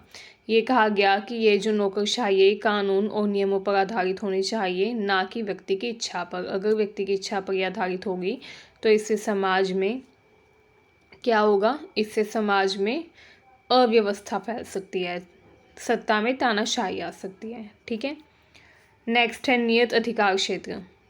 मतलब कि जो ये नौकरशाही है इसमें जितने भी लोग काम कर रहे हैं प्रत्येक पद पर प्रत्येक अधिकारी का कार्य क्षेत्र अलग होना चाहिए, कर्तव्य जो है वो स्पष्ट रूप से बताए जाने चाहिए। ठीक है, नौकरशाही में जो भी व्यक्ति जिस भी विभाग में है, जो भी व्यक्ति जिस भी पद पर काम कर रहा है, उस व्यक्ति को अपना कार्य क्षेत्र, अपने कर्तव्य अच्छे से स्पष्ट रूप से पता होने चाहिए। अगर हमको अपने कर्तव्य ही नहीं पता, अगर हमें यही नहीं पता कि हमें क्या काम करना है, हमारा कार्य क्षेत्र क्या है, तो हम अच्छे से काम नहीं कर पाएंगे। ठीक है, इसलिए हमको पता होना चाहिए कि हमारा कार्य क्षेत्र, हमारे कर्तव्य क्या क्या है। ठीक है, नेक्स्ट है क्रमबद्ध पदानुक्रम। कार्यालयों में ऊपर से नीचे तक एक श्रेणीबद्ध संरचना होती है। हर कार्यालय में आप देखते हैं एक सीनियर हेड होता है, उसके नीचे मैनेजर आता है, फिर उसके नीचे कोई और आता है। ठीक है, तो इस तरीके से हर कार्यालय में ऊपर से नीचे तक एक श्रेणीबद्ध संरचना होती है। ठीक है, जैसे कोई कंपनी होती है उसमें सबसे ऊपर कौन होता है, सीईओ, सीईओ के बाद मैनेजर आता है। ठीक है, मैनेजर के बाद जो उसके नीचे काम करने वाले लोग हैं वो आते हैं, अलग अलग स्टाफ मेंबर्स। ठीक है, तो इस तरीके से नौकरशाही में भी होता है, ऊपर से नीचे तक एक श्रेणीबद्ध संरचना होती है। एक हेड होता है, उसके नीचे काम करने वाले उसके सबॉर्डिनेट्स होते हैं, अधीनस्थ अधिकारी होते हैं। ठीक है, एंड ये क्रमबद्ध व्यवस्था जो है ये नौकरशाही में होती है। हर नौकरशाही व्यवस्था में ये संरचना होती है, एक क्रमबद्ध संरचना, श्रेणीबद्ध संरचना। ठीक है, एंड इससे क्या होता है, नौकरशाही का जो काम है वो भी इफेक्टिवली हो पाता है और भी प्रभावी रूप से नौकरशाही चल पाती है। ठीक है, हर पद अपने ऊपर के पद को उत्तरदायी होता है। जो जूनियर होते हैं वो अपने सीनियर्स के प्रति उत्तरदायी होते हैं, मतलब कि उनको बताना होता है कि उन्होंने क्या काम किया है, क्या काम नहीं किया, जवाबदेही होती है। ठीक है, जैसे कि आप मान सकते हैं, जैसे आपका कॉलेज है। ठीक है, जिस भी कॉलेज में आप पढ़ते हैं उसी का एग्जांपल ले लीजिए। आपके कॉलेज में क्या होगा, एक प्रिंसिपल होगा। ठीक है, फिर वाइस प्रिंसिपल होगा, उसके बाद एक टीआईसी होंगे। ठीक है, टीचर इंचार्ज होंगे, उसके नीचे फिर कोई और होगा। ठीक है, कोऑर्डिनेटर होगा कोई। ठीक है, तो इस तरीके से क्या होता है, जो कोऑर्डिनेटर होगा वो टीआईसी के प्रति जवाबदेह होगा, जो टीआईसी होंगे वो प्रिंसिपल के प्रति जवाबदेह होंगे, मतलब कि उनको बताना होगा कि उन्होंने क्या काम किया है, क्या नहीं किया। तो इस तरीके से जो नीचे वाले पद पे है वो ऊपर वाले पद के व्यक्ति के प्रति जवाबदेह होते हैं। ठीक है, नेक्स्ट आता है नियम आधारित कार्य प्रणाली। उन्होंने कहा कि नौकरशाही में सभी निर्णय व कार्य जो है वो लिखित नियमों व प्रक्रियाओं के अनुसार होते हैं, जिससे स्थायित्व व समानता बनी रहती है। ये आप देखते हैं जो भी फैसले लिए जाते हैं, सरकार जो भी कानून बनाती है वो लिखित होती हैं। ठीक है, लिखित रूप से उस कानून को लोगों के सामने दिखाया जाता है, प्रेस रिलीज में, प्रेस विज्ञप्ति जारी की जाती है। ठीक है, तो ये हर चीज़ लिखित रूप में क्यों दिखाई जाती है, ताकि स्थायित्व बना रहे। ठीक है, ऐसे नौकरशाही में भी होता है, जो भी कार्य होता है, जो भी निर्णय लिए जाते हैं वो लिखित नियमों व प्रक्रियाओं के अनुसार ही लिए जाते हैं, स्थायित्व को सुनिश्चित करने के लिए। नेक्स्ट आता है लिखित दस्तावेजीकरण। सभी कार्यों का रिकॉर्ड रखा जाता है। यह दस्तावेज आधारित प्रशासन, पारदर्शिता तथा उत्तरदायित्व को सुनिश्चित करता है। ठीक है, तो क्या किया जाता है, इसमें हर काम का रिकॉर्ड रखा जाता है। ठीक है, एंड ये जो कार्यों का रिकॉर्ड रखा जाता है यह दस्तावेज आधारित प्रशासन, पारदर्शिता व उत्तरदायित्व को सुनिश्चित करता है। ठीक है, ऐसा इसलिए कहा गया है क्योंकि जब हम लिखित रिकॉर्ड रखते हैं हर काम का, तो इससे हमें भविष्य में भी सहायता मिलती है। अगर हमें किसी काम के बारे में जानना हो कि हमने क्या काम किया था, क्या योजना बनाई थी, उस योजना का क्रियान्वयन हुआ या नहीं इफ़ेक्टिवली, तो हम उन लिखित दस्तावेज़ों में देख सकते हैं। तो इससे पारदर्शिता भी सुनिश्चित होती है, पता चलता है कि नौकरशाही में जो पदाधिकारी है उन्होंने क्या क्या काम किया है, सरकार ने क्या काम किया है, ठीक है, ये भी इंश्योर होता है, सुनिश्चित होता है। नेक्स्ट है तकनीकी योग्यता पर आधारित भर्ती। जो मैक्स वेबर थे उन्होंने कहा कि जो अधिकारी है उनकी नियुक्ति उनकी योग्यता के आधार पर होनी चाहिए। प्रतियोगी परीक्षा जो है वो कंडक्ट करवानी चाहिए, ठीक है, प्रतियोगी परीक्षाएं होनी चाहिए, उनके आधार पर अधिकारियों की नियुक्ति होनी चाहिए ताकि योग्य अधिकारी नियुक्त हों। जन्म, जाति या सिफारिश के आधार पर योग्यता सुनिश्चित नहीं होती। जन्म, जाति, सिफारिश के आधार पर नियुक्ति नहीं होनी चाहिए अधिकारियों की, ये उन्होंने कहा मैक्स वेबर ने। इसके अलावा उन्होंने नौकरशाह प्रशासन को व्यवसाय की तरह माना। उन्होंने कहा कि नौकरशाही जो एक व्यवसाय की तरह है। जो भी पदाधिकारी होते हैं इसमें, जो भी अधिकारी होते हैं वो राजनीतिक रूप से तटस्थ व निष्पक्ष होने चाहिए, ठीक है, कि वो किसी एक पार्टी, किसी एक लीडर के सपोर्टिव ना हो, बल्कि तटस्थ और निष्पक्ष हो, ठीक है। उन्होंने कहा कि नौकरशाह जो वो पूर्णकालिक होते हैं, उन्हें निश्चित वेतन मिलता है, उनका काम निजी हित नहीं बल्कि सार्वजनिक सेवा होना चाहिए, ठीक है। तो उन्होंने कहा कि नौकरशाही में उसी व्यक्ति को नियुक्त करना चाहिए जो पूर्णकालिक बनने के लिए राज़ी हो, सहमत हो। पूर्णकालिक मतलब कि किसी भी टाइम उसको फ़ोन करके हम बुला सकते हैं। जैसे जो IPS वगैरह होते हैं, IAS IPS, इनको आपातकालीन जो घटना घटित होती है तो उस टाइम पे, आपातकाल के टाइम पर, या कोई इमरजेंसी अचानक से आ जाए, कोई घटना घटित हो जाए, तो ऐसे टाइम पे उनको कभी भी बुलाया जा सकता है। वो पूर्णकालिक होते हैं एंड उनको वेतन भी निश्चित मिलता है, ठीक है, क्योंकि उनका जो पद है वो खुद के हित के लिए नहीं बल्कि सार्वजनिक हित के लिए है। इसलिए उसी व्यक्ति को ये पद दिया जाता है जो कि सार्वजनिक हित चाहता हो, सबका हित चाहता हो, जो कि पूर्णकालिक कर्मचारी के रूप में काम करने में आपत्ति ना रखता हो, ठीक है। नेक्स्ट है कार्य व जीवन अलग। ये जो अधिकारी होते हैं नौकरशाही में काम करने वाले, ये जो नौकरशाह होते हैं, इनके निजी जीवन व प्रशासनिक कर्तव्य को भी अलग अलग रखा जाता है। इनका निजी जीवन अलग होता है, प्रशासनिक कर्तव्य अलग होते हैं, ठीक है।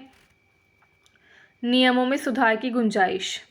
ये माना जाता है कि नियम समय समय पर बदले जा सकते हैं, लेकिन किसी भी निर्णय को मनमाने ढंग से नहीं लिया जा सकता, ठीक है। इसीलिए नौकरशाही में जो भी नियम होते हैं उनमें लगातार सुधार होते रहना चाहिए। समय के साथ सुधार की मांग बढ़ती है एंड समय के साथ साथ जो नियम है नौकरशाही व्यवस्था के वो भी बदलने चाहिए, ठीक है, उनमें सुधार होना चाहिए, ठीक है। निष्कर्ष देखिए, मैक्स वेबर जो थे उन्होंने आदर्श प्रकार नौकरशाही सिद्धांत दिया जिसमें उन्होंने एक निष्पक्ष, कुशल, नियमबद्ध व उत्तरदायी प्रशासनिक ढांचे की कल्पना की कि एक ऐसा प्रशासनिक ढांचा हो जो कि निष्पक्ष हो, कुशल हो, नियमबद्ध हो मतलब नियमों पर चले, एंड उत्तरदायी हो, अपने हर काम के लिए लोगों के प्रति जवाबदेह हो, ठीक है। तो ऐसे प्रशासनिक मॉडल की उन्होंने अवधारणा पेश की। अब नेक्स्ट आता है एल्टन मेयो का मानव संबंध सिद्धांत, human relation theory of Elton Mayo. Elton Mayo जो थे वो एक ऑस्ट्रेलियाई समाजशास्त्री थे, ऑस्ट्रेलिया से बिलोंग करते थे, मनोवैज्ञानिक थे। उन्होंने मानव संबंध सिद्धांत दिया, ह्यूमन रिलेशन थ्योरी दी। इसमें उन्होंने प्रशासन में मानव व्यवहार तथा मानवीय संबंधों का महत्व बताया। उन्होंने कहा कि जो प्रशासन होता है उसमें मानव व्यवहार तथा मानवीय संबंधों का बहुत ज़्यादा महत्व होता है, क्योंकि प्रशासन या प्रशासनिक तंत्र क्यों बनाया गया है? प्रशासनिक तंत्र बनाया गया है जन कल्याण के लिए, मानव के कल्याण के लिए, एंड प्रशासनिक तंत्र से यही अपेक्षा रखी जाती है कि वो मानव कल्याण के लिए नीति बनाए। तो क्योंकि वो मानव के लिए ही बनाया गया है, इसीलिए प्रशासनिक तंत्र में काम करने वाले जो लोग हैं उनको मानव व्यवहार, मानवीय संबंधों की जानकारी, नॉलेज होनी चाहिए, ठीक है। ये जो सिद्धांत एल्टन मेयो ने दिया था ये उन्होंने 1920-1930 में हाथोर्न प्रयोग के आधार पर दिया, ठीक है। उन्होंने एक एक्सपेरिमेंट किया था, हाथोर्न एक्सपेरिमेंट जिसे कहा जाता है, उसके आधार पर उन्होंने इस सिद्धांत को विकसित किया। आइए देखते हैं मानव संबंध सिद्धांत क्या बोलता है। ये सिद्धांत बोलता है कि मानव जो है ये कोई मशीन नहीं है, इसलिए मानव जो भी काम कर रहा है उसको वैज्ञानिक प्रबंधन सिद्धांत की विधि से ना करें। ठीक है। एल्टन मेयो ने टेलर के वैज्ञानिक प्रबंधन सिद्धांत की आलोचना की, क्योंकि वैज्ञानिक प्रबंधन सिद्धांत यानी कि साइंटिफिक मैनेजमेंट थ्योरी जो है ये मशीनों से रिलेटेड उन्होंने मानी।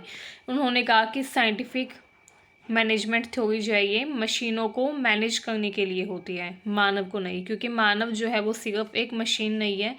मानव जो है वो एक कर्मचारी है, एक मजदूर है, लेकिन एक मशीन नहीं है। मानव की, कर्मचारी की या कोई भी मजदूर है उसकी भावनाएं होती है, उसके संबंध तथा सामाजिक आवश्यकताएं होती हैं। इसीलिए इन कर्मचारियों को प्रबंधित करने के लिए वैज्ञानिक प्रबंधन सिद्धांत की जो विधि है ये सही नहीं है। उन्होंने इसकी आलोचना की। उन्होंने एक एक्सपेरिमेंट किया था वेस्टर्न इलेक्ट्रिक कंपनी शिकागो में। ठीक है। ये जो एक्सपेरिमेंट था इसका उद्देश्य था ये देखना कि प्रकाश, कार्य समय आदि कार्यस्थल की स्थिति उत्पादन पर कैसे असर डालती है। उन्होंने एक्सपेरिमेंट ये देखने के लिए किया था कि कार्यस्थल पर जो सामाजिक स्थिति होती है, कार्यस्थल पर जो भी स्थिति होती है, जैसे प्रकाश, लाइट की व्यवस्था, समय, ठीक है, ये सब कुछ, ये स्थितियाँ कार्य के उत्पादन, कार्यस्थल की स्थिति जो है वो उत्पादन पर कैसे असर डालती है, ये देखने के लिए उन्होंने एक एक्सपेरिमेंट किया। एंड इसका निष्कर्ष ये निकला कि उत्पादन जो है इस पर तकनीकी नहीं बल्कि सामाजिक व मनोवैज्ञानिक कारकों का प्रभाव पड़ता है। ठीक है। मान लीजिए आपने कोई फैक्ट्री खोली, वहाँ पे आपने सारी मशीनें रख दी, पूरे में एकदम लाइट्स लगा दी, लेकिन वहाँ पे जो काम करने वाले कर्मचारी है वो दुखी है मन से। ठीक है। वो सारे स्ट्रेस में है, सारे दुखी है, क्योंकि आपने उनको वेतन नहीं दिया, इसलिए वो अच्छे मन से काम नहीं करे, मजबूरी से काम कर रहे हैं। तो काम जो है वो कम समय में होगा, अच्छे से काम नहीं हो पाएगा। ठीक है। तो इस तरीके से उन्होंने बताया कि तकनीकी जो क्रियाएं हैं, ठीक है, तकनीकी साधन जो है वो उत्पादन पर असर नहीं डालते। हाँ, वो भी उत्पादन पर असर डालते हैं, लेकिन कहीं ना कहीं जो सामाजिक व मनोवैज्ञानिक कारक होते हैं, जैसे व्यक्ति की सेहत, व्यक्ति का मानसिक चिंतन, तनाव, ये जो मनोवैज्ञानिक तथा सामाजिक कारक है ये ज़्यादा प्रभाव डालते हैं उत्पादन पर। अगर व्यक्ति दुखी मन से काम कर रहा है तो वो काम अच्छे से नहीं कर पाएगा, वो काम जो भी करेगा वो उसका सही से नहीं हो पाएगा। ठीक है। अगर व्यक्ति खुश है तो वो अच्छे मन से, खुशी मन से काम करेगा, एंड वो जो भी काम करेगा उसका अच्छा परिणाम, उसको पूरा परिणाम मिलेगा। ठीक है। तो उन्होंने सामाजिक व मनोवैज्ञानिक कारकों को भी कहीं ना कहीं वैध ठहराया। ठीक है, उत्पादन के लिए। नेक्स्ट है समूह की शक्ति। उन्होंने कहा कि कर्मचारियों का सामूहिक व्यवहार, आपसी संबंध व अनौपचारिक समूहों का कार्यक्षमता पर प्रभाव पड़ता है। कर्मचारी जो है आपस में उनका व्यवहार कैसा है, एक दूसरे के साथ उनके आपसी संबंध कैसे हैं, ठीक है, इससे भी उनकी कार्यक्षमता पर प्रभाव पड़ता है। ठीक है। मान लीजिए आप किसी कंपनी में, किसी फैक्ट्री में गए काम करने के लिए, वहाँ पर जो दूसरे कर्मचारी हैं वो सभी आपसे लड़ते हैं। ठीक है। आपको परेशान करते हैं, आपका उनके साथ अच्छा संबंध नहीं है, तो इसका असर आपके काम पर भी पड़ेगा। आप फिर दुखी मन से काम करेंगे, एंड जब हम दुखी मन से काम करते हैं तो काम देर में होता है एंड अच्छे से नहीं हो पाता। तो इसलिए उन्होंने बताया कि कर्मचारियों का आपस में जो संबंध है उसका भी असर पड़ता है उत्पादन पर। संचार को भी उन्होंने बहुत ही मुख्य बताया। उन्होंने बताया कि एक प्रभावी प्रशासन में दो तरफा संचार होना चाहिए, अधिकारी व कर्मचारी दोनों के बीच में खुला संवाद होना चाहिए। कई बार क्या होता है, कर्मचारी अधिकारी से डरते हैं और बात नहीं कह पाते अपनी, इससे क्या होता है वो बात कर्मचारी के मन में ही रह जाती है। ठीक है। अब नेक्स्ट आता है नेतृत्व का महत्व। जो एल्टन मेयो थे उन्होंने कहा कि किसी भी संगठन में जितने कर्मचारी काम करते हैं उन सभी कर्मचारियों को नेतृत्व देने के लिए, गाइडेंस देने के लिए एक व्यक्ति होता है। ठीक है, जो कि उनको गाइडेंस देता है क्या काम करना है, कैसे करना है, किस तरीके से करना है, वो उनका नेतृत्व करता है। एंड नेतृत्व का बहुत ज़्यादा महत्व होता है हर संगठन में, चाहे वो कार्यालय हो कोई या प्रशासनिक तंत्र हो, हर जगह, हर संगठन में नेतृत्व का महत्व होता है। एंड नेतृत्व करने वाला जो व्यक्ति है वो ऐसा होना चाहिए जिसके अंदर सहानुभूति हो, जो कि प्रेरणा दे दूसरे कर्मचारियों को, ताकि कर्मचारी प्रेरित होकर अच्छे से अपना काम करें, तथा जो कि संवादशील हो, जो कि लोगों से बात करना जानता हो, जिसकी कम्युनिकेशन स्किल्स अच्छी हो। ऐसा व्यक्ति होना चाहिए नेतृत्व करने वाला। ऐसे व्यक्ति को ही नेता बनना चाहिए। ठीक है। इसके अलावा नेतृत्व जो है ये कर्मचारियों की संतुष्टि व उत्पादकता को बढ़ाता है। नेक्स्ट आता है प्रेरणा। अब जो भी कर्मचारी किसी संगठन में काम करते हैं उनको सिर्फ वेतन नहीं चाहिए होता, बल्कि उनको प्रेरणा भी चाहिए होती है। प्रेरणा उनको कैसे मिलती है? प्रेरणा उनको मिलती है अपने आसपास के लोगों से। ठीक है। जब हम अपने आसपास देखते हैं कि लोग कैसे काम में लगे हुए हैं, तो हमें भी प्रेरणा मिलती है कि हम भी अपना काम अच्छे से करें, मन लगा कर करें। ठीक है। वेतन के अलावा प्रेरणा, मानव संबंध, मान्यता, समूह संवेदना, ये सब चीज़ें कर्मचारियों को प्रेरित करती है। ठीक है। नेक्स्ट आता है कार्य वातावरण। एक सहयोगी व सम्मानजनक कार्य वातावरण होना चाहिए ताकि कार्यकुशलता हमारी बढ़े, अच्छी कार्यकुशलता हो। ठीक है। अब एल्टन मेयो ने जब ये मानव संबंध सिद्धांत दिया था, तो उन्होंने इस सिद्धांत के बाद प्रशासनिक ढांचे में मानव संसाधन विकास, कर्मचारी संतुष्टि व सामूहिक कार्य संस्कृति जैसे विचार भी दिए। ठीक है। तो ये सारे जो विचार थे ये एल्टन मेयो ने ही दिए थे, एंड इन विचारों ने प्रशासन में काफ़ी बदलाव लाया। ठीक है। एल्टन मेयो का मानव संबंध सिद्धांत लोक प्रशासन में मानव व्यवहार, भावनात्मक बुद्धिमत्ता व सामाजिक संबंधों के महत्व को रेखांकित करता है। इसने प्रशासन को अधिक मानवीय, सहभागी व उत्तरदायी बनाया। ठीक है। नेक्स्ट आती है हर्बर्ट साइमन की rational decision making theory. Herbert Simon ने ये थ्योरी दी थी विवेकपूर्ण निर्णय सिद्धांत। अब निर्णय तो हर कोई व्यक्ति लेता है, हर व्यक्ति डिसीजन लेता है, हर व्यक्ति निर्णय लेता है, लेकिन ज़रूरी क्या है कि हम रैशनल डिसीजन मेकिंग करें, मतलब कि विवेकपूर्ण निर्णय लें। निर्णय लेना ज़रूरी नहीं होता, विवेकपूर्ण निर्णय लेना ज़रूरी होता है। ठीक है। क्योंकि जब हम विवेकपूर्ण निर्णय लेते हैं तो इससे क्या होता है, हम अपने आप को और भी ज़्यादा काबिल बना पाते हैं, हम अपने काम को और भी अच्छे से कर पाते हैं। तो विवेकपूर्ण निर्णय लेना ज़रूरी है बजाय सिर्फ निर्णय लेने के। ठीक है। निर्णय तो हर कोई लेता है, लेकिन गलत निर्णय अगर हम लें, अगर हम गलत डिसीजन मेकिंग करें, तो इससे क्या होगा, इससे हमें इन फ्यूचर भविष्य में नुकसान ही होगा। इसलिए निर्णय हम लें, एंड वो जो निर्णय है वो विवेकपूर्ण होना चाहिए। इस चीज़ पर हर्बर्ट साइमन ने जोर दिया। हर्बर्ट साइमन ने लोक प्रशासन में निर्णय निर्माण को सबसे महत्वपूर्ण प्रक्रिया मानी, क्योंकि लोक प्रशासन जो है लोगों के लिए ऐसे निर्णय लेने की, ऐसी योजनाएं बनाने की बात करता है जिससे लोगों का विकास हो, लोगों की उन्नति हो। ठीक है। इसलिए उन्होंने लोक प्रशासन में निर्णय निर्माण की प्रक्रिया को सबसे महत्वपूर्ण प्रक्रिया माना, क्योंकि लोक प्रशासन में जो भी व्यक्ति होता है उसको लगातार काफ़ी सारे निर्णय लेने होते हैं, काफ़ी योजनाएं, नीति बनानी पड़ती है, ताकि हमारे समाज का कल्याण हो, हमारा समाज आगे बढ़े, लोग आगे बढ़े। ठीक है। एंड हर्बर्ट साइमन ने एक बुक लिखी एडमिनिस्ट्रेटिव बिहेवियर 1947 में। इस बुक में उन्होंने विवेकपूर्ण निर्णय सिद्धांत यानी कि रैशनल डिसीजन मेकिंग थ्योरी दी। ये सिद्धांत बताता है कि एक प्रशासक कैसे तार्किक व वैज्ञानिक ढंग से निर्णय ले सकता है, कैसे एक प्रशासक तर्कपूर्ण तरीके से, वैज्ञानिक तरीके से निर्णय लेता है, ये उन्होंने इसमें बताया। आइए देखते हैं हर्बर्ट साइमन के विवेकपूर्ण निर्णय सिद्धांत के प्रमुख बिंदु। पहला आता है निर्णय निर्माण की केंद्रीयता। साइमन के अनुसार प्रशासन का जो मूल कार्य है वो है निर्णय लेना। ठीक है। प्रशासन का मूल कार्य क्या होता है? निर्णय लेना, कि अच्छे निर्णय लिए जाए।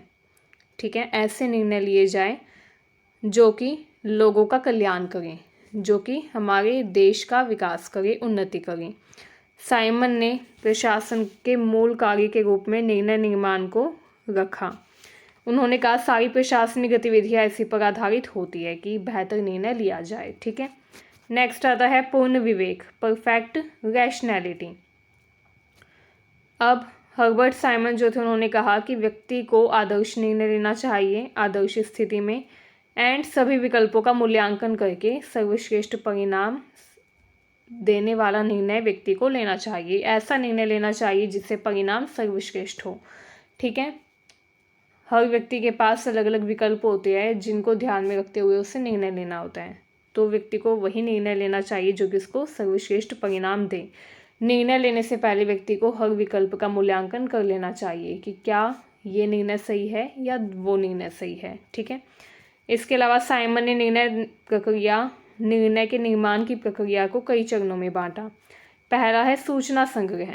उन्होंने कहा कि सबसे पहले हम अपनी समस्या को पहचानें, डेटा कलेक्ट करें, डेटा को एकत्र करें। देन हम डिज़ाइन बनाएं, ठीक है, संभावित विकल्प तैयार करें एंड देन विकल्पों का चयन करें, ठीक है, कि कौन सा विकल्प सबसे अहम है निर्णय लेने के लिए। तो ये प्रक्रिया उन्होंने बताई। ठीक है। सपोज़ कीजिए आपकी अभी ग्रेजुएशन कंप्लीट हो जाएगी एंड आपको निर्णय लेना है कि आपको आगे ग्रेजुएशन के बाद पोस्ट ग्रेजुएशन करनी है या नहीं। ठीक है। तो आप क्या करेंगे, पहले आप सूचना संग्रहित करेंगे, डेटा कलेक्ट करेंगे कि अगर आप एमए करते हैं, ठीक है, तो वो जो एमए आप करेंगे उससे आपको क्या क्या फ़ायदे होंगे, कहाँ से आप एमए कर सकते हैं, कितने साल लगेंगे, कितनी फ़ीस लगेगी। तो इस तरीके की आप सूचना पहले एकत्र करेंगे। निर्णय लेने से पहले, डिसीज़न मेकिंग से पहले हमें सूचना एकत्र करनी होती है। ये पहला चरण होता है निर्णय लेने की प्रक्रिया का। ठीक है। डेटा कलेक्ट कर लिया आपने, उसके बाद आप क्या करेंगे, डिज़ाइन बनाएंगे। ठीक है। अब वो जो आप डिज़ाइन बनाएंगे, वो डिज़ाइन आप किस चीज़ का बनाएंगे, अपने मन में बनाएंगे निर्णय का डिज़ाइन। ठीक है, कि आपको क्या निर्णय लेना है। आप ये सोचेंगे कि आपको एमए, मान लीजिए आपने डिसाइड किया कि हाँ आपको एमए करनी है, तो आप ये सोचेंगे कि कौन से कॉलेज से आप एमए करेंगे। ठीक है, कौन से सब्जेक्ट लेंगे आप। तो इस तरीके का एक निर्णय का ढांचा आप अपने दिमाग में निर्धारित करेंगे। ठीक है। एक डिज़ाइन, एक संभावित विकल्प आप तैयार करेंगे। ठीक है। जैसे आप ये सोचेंगे कि इतने इतने कॉलेज जो कि एमए करवाते हैं, अब आपको कौन से कॉलेज से एमए करनी है। आप हर चीज़ अपने दिमाग में सोचेंगे उस निर्णय से संबंधित। नेक्स्ट आप विकल्पों का चयन करेंगे, जो सबसे उपयुक्त विकल्प होगा उसका आप चयन करेंगे एंड देन उसको एग्जीक्यूट करेंगे। ठीक है। तो इस तरीके से निर्णय प्रक्रिया आगे बढ़ती है। अब जो हर्बर्ट साइमन थे, उन्होंने सीमित विवेक का सिद्धांत भी दिया। उन्होंने कहा कि वास्तविक जीवन में पूर्ण विवेक संभव नहीं होता, क्योंकि व्यक्ति के पास सीमित सूचना होती है, जानकारी की कमी होती है, समय की कमी होती है, मानव के सोचने की क्षमता भी सीमित होती है। इसलिए व्यक्ति संतोषजनक निर्णय लेता है। ठीक है। यानी सबसे अच्छा नहीं बल्कि पर्याप्त अच्छा निर्णय व्यक्ति लेता है, संतोषजनक निर्णय जिसे कहा जाता है। ठीक है। तो इस तरीके से उन्होंने सीमित विवेक, बाउंडेड रैशनैलिटी का सिद्धांत दिया। ठीक है। संतोषजनक निर्णय, अब देखिए क्या होता है। साइमन ने कहा कि प्रशासक ऐसा निर्णय लेते हैं जो कि व्यावहारिक रूप से कार्य करने योग्य हो। ठीक है, भले ही वह सर्वश्रेष्ठ ना हो। तो ये जो संतोषजनक निर्णय का सिद्धांत था वो भी साइमन ने दिया। उन्होंने कहा कि व्यक्ति को ऐसा निर्णय लेना चाहिए जो कि व्यावहारिक रूप से सही हो। ठीक है, भले ही वो निर्णय सर्वश्रेष्ठ ना हो, लेकिन ऐसा निर्णय लेना चाहिए जो कि सही हो, व्यावहारिक रूप से, जो कि प्रैक्टिकल हो। ठीक है, संतोषजनक निर्णय उसे कहा जाता है। मतलब ऐसा निर्णय हमने लिया जिसका जो परिणाम है वो सेटिस्फैक्टरी हो सबके लिए। ठीक है, जैसे आपने डिसाइड किया कि आप एमए करेंगे, तो ये जो आपका निर्णय था ये संतोषजनक होना चाहिए आपके लिए। ठीक है, एंड दूसरों के लिए भी, क्योंकि आपका जो निर्णय है वो सबको प्रभावित करता है। नेक्स्ट आता है तर्क संगतता के प्रकार। साइमन ने तर्क संगतता को कई रूपों में बांटा। तर्क संगत मतलब रैशनैलिटी, क्योंकि रैशनल डिसीजन मेकिंग थ्योरी है तो इसमें रैशनैलिटी, तर्क संगतता तो आएगी ही। अब तर्क संगत होने का मतलब क्या होता है। तर्क संगतता, रैशनैलिटी कई तरीके की होती है। जैसे आर्थिक तर्क संगतता मतलब लागत तथा लाभ का संतुलन बनाए रखना। प्रशासनिक तर्क संगतता जो कि बोलती है कि उपलब्ध संसाधनों व नीतियों के अनुसार निर्णय लिया जाए। ठीक है, जो भी हमारे पास संसाधन है, जो भी हमने नीति बनाई है उनके अनुसार ही हम निर्णय लें, तो वो कहलाता है प्रशासनिक तर्क संगतता। मनोवैज्ञानिक तर्क संगतता मतलब मानव व्यवहार तथा सोच पर आधारित निर्णय हम लें। ठीक है, ये सिद्धांत व्यवहारवादी दृष्टिकोण का हिस्सा है तथा प्रशासन को यथार्थवादी व वैज्ञानिक दृष्टि से देखने में मदद करता है। हर्बर्ट साइमन का विवेकपूर्ण निर्णय सिद्धांत जो था, ये प्रशासनिक निर्णयों को तार्किक, व्यवस्थित व यथार्थवादी ढंग से समझने का प्रयास है। उन्होंने बताया कि यद्यपि आदर्श निर्णय संभव नहीं है, लेकिन सीमित विवेक के अंदर संतोषजनक निर्णय लेना ही प्रशासनिक सफलता की कुंजी है। उन्होंने कहा कि हर बार हम आदर्श निर्णय नहीं ले सकते। हो सकता है कि हमने जो निर्णय लिया है उससे हमें सर्वश्रेष्ठ परिणाम ना प्राप्त हो, हर बार ऐसा पॉसिबल नहीं होता।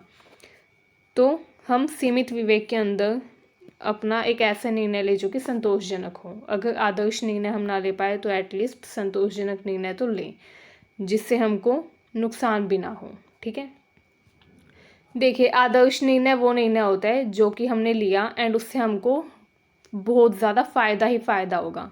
ठीक है, तो वो होता है आदर्श निर्णय। जैसे मैंने निर्णय लिया कि मैं 4 साल की, मान लीजिए आपने निर्णय लिया कि आप 4 साल की ग्रेजुएशन करेंगे। ठीक है, सपोज़ कीजिए आपने ये जो निर्णय लिया, आपने ये निर्णय बहुत ही सोच समझ के लिया एंड आपको पता है कि इस निर्णय से आपको फ़ायदा ही फ़ायदा होगा, तो वो कहलाएगा आपका आदर्श निर्णय। ठीक है, एंड अगर आप ऐसा निर्णय ले जिससे आपको पता है कि आपको फ़ायदा तो नहीं होगा लेकिन उस निर्णय से आपको नुकसान भी नहीं होने वाला, तो वो होता है संतोषजनक निर्णय। सो आई होप आपको डिफरेंस पता चला होगा दोनों में, आदर्श निर्णय और संतोषजनक निर्णय क्या होता है। आदर्श निर्णय मतलब जिससे हमको फ़ायदा ही होगा फ्यूचर में। मैंने कोई डिसीज़न लिया, मुझे पता है इसका मुझे लाभ ही होगा। ठीक है, इसका परिणाम अच्छा ही होगा, मैं पूरे तरीके से अपने मन में संतुष्ट हूँ कि हाँ भाई इस निर्णय से मुझे फ़ायदा ही होने वाला है, तो वो होता है आदर्श निर्णय, कि मैंने आदर्श निर्णय लिया। एंड आदर्श निर्णय वही ले सकता है जिसका विवेक काफ़ी ज़्यादा हो। ठीक है, जो कि काफ़ी ज़्यादा विवेकपूर्ण हो, जबकि वो व्यक्ति जिसका विवेक थोड़ा सीमित हो वो संतोषजनक निर्णय ही ले पाता है। संतोषजनक निर्णय मतलब मैं ऐसा निर्णय लूँ जिससे मुझको ये तो पता है कि हाँ भाई मुझको इससे फ्यूचर में फ़ायदा तो नहीं होने वाला, बहुत कम चांस है फ़ायदे के, लेकिन नुकसान भी नहीं होगा। मतलब उस निर्णय से मुझको न्यूट्रल रिजल्ट मिलेगा। ठीक है, न फ़ायदा ना नुकसान, मीडियम, तो वो कहलाता है संतोषजनक निर्णय। ठीक है, तो ये बताया हर्बर्ट साइमन ने। नेक्स्ट आता है नवलोक प्रबंधन तथा नवलोक सेवा। अब ये जो सिद्धांत है नवलोक प्रबंधन और नवलोक सेवा का, ये दोनों लोक प्रशासन की आधुनिक विचारधाराएं हैं जो कि विभिन्न दृष्टिकोणों से प्रशासनिक कार्यों व प्रक्रियाओं को समझाती है। ठीक है, नवलोक प्रबंधन और नवलोक सेवा, ये दो सिद्धांत है जो कि लोक प्रशासन से संबंधित है एंड ये आधुनिक विचारधाराएं हैं, क्योंकि समकालीन समय में ही ये विकसित हुई है। ठीक है, ये आधुनिक विचारधाराएं हैं लोक प्रशासन की, आधुनिक काल में ही इनका प्रादुर्भाव हुआ है, इनका विकास हुआ है। तो सबसे पहले नवलोक प्रबंधन, न्यू पब्लिक मैनेजमेंट समझ लेते हैं। नवलोक प्रबंधन यानी कि न्यू पब्लिक मैनेजमेंट जो है ये एक प्रशासनिक सिद्धांत है जो कि प्राइवेट सेक्टर के प्रबंधन के सिद्धांतों को लोक प्रशासन में लागू करने की कोशिश करता है। अब ये क्या मानते हैं, ये मानते हैं कि जो प्रबंधन है, जो मैनेजमेंट है, वो प्राइवेट सेक्टर का बेहतर है।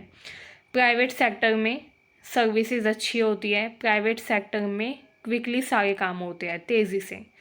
ठीक है, तुरंत सारी क्रियाएं त्वरित होती है, किसमें, प्राइवेट सेक्टर में। ठीक है, इसीलिए नवलोक प्रबंधन का जो सिद्धांत है उसमें भी हमें प्राइवेट सेक्टर के प्रबंधन की टेक्निक्स उसमें हमें इंक्लूड करनी चाहिए, तो ये कहा जाता है नवलोक प्रबंधन में। ठीक है, नवलोक प्रबंधन का जो सिद्धांत है ये बोलता है कि प्रशासनिक कार्य करते समय हमको जो प्राइवेट सेक्टर है उसके प्रबंधन के सिद्धांतों को लागू करना चाहिए। ठीक है, क्योंकि प्राइवेट सेक्टर का जो मैनेजमेंट का तरीका है वो बहुत अच्छा होता है in comparison to public sector, तो ये वो लोग मानते हैं जो कि इसको फॉलो करते हैं। ठीक है, ये सिद्धांत मुख्य रूप से प्रशासन की दक्षता तथा प्रणालीगत सुधार पर जोर देता है, क्योंकि ये मानता है कि प्राइवेट सेक्टर ज़्यादा दक्ष है, ज़्यादा एफिशिएंट है, इसलिए प्राइवेट सेक्टर का जो मैनेजमेंट का तरीका है, मैनेजमेंट थ्योरी है, प्रबंधन सिद्धांत है, वो सिद्धांत हमको प्रशासनिक तंत्र में नवलोक प्रबंधन में भी शामिल करना चाहिए। इससे क्या होगा, दक्षता बढ़ेगी, सुधार बढ़ेगा। ठीक है, आइए मुख्य विचार देख लेते हैं। ये प्रशासन को प्रबंध की दृष्टि से देखते हैं। एनपीएम में प्रशासन को एक व्यवसाय के रूप में माना जाता है जहाँ पर सेवा की कुशलता व प्रतिस्पर्धा पर जोर दिया जाता है कि जो सेवाएं प्रदान की जा रही है वो कुशल हो तथा प्रतिस्पर्धा करने वाली हो।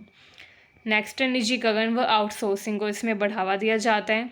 ये कहा जाता है कि प्राइवेट सेक्टर ज़्यादा एफिशिएंट है, इसलिए हमको ज़्यादा से ज़्यादा प्राइवेटाइजेशन करना चाहिए, गवर्नमेंट को ज़्यादा प्राइवेटाइजेशन करना चाहिए, ये इसमें कहा जाता है। ठीक है, आउटसोर्सिंग को भी ये बढ़ावा देता है। ग्राहक सेवा, इसमें नागरिकों को ग्राहक माना जाता है तथा प्रशासन का उद्देश्य है नागरिकों को गुणवत्ता वाली सेवाएं देना, चाहे वो प्रशासनिक सेवाएं ही क्यों ना हो। ठीक है, नेक्स्ट आता है प्रदर्शन आधारित प्रबंधन।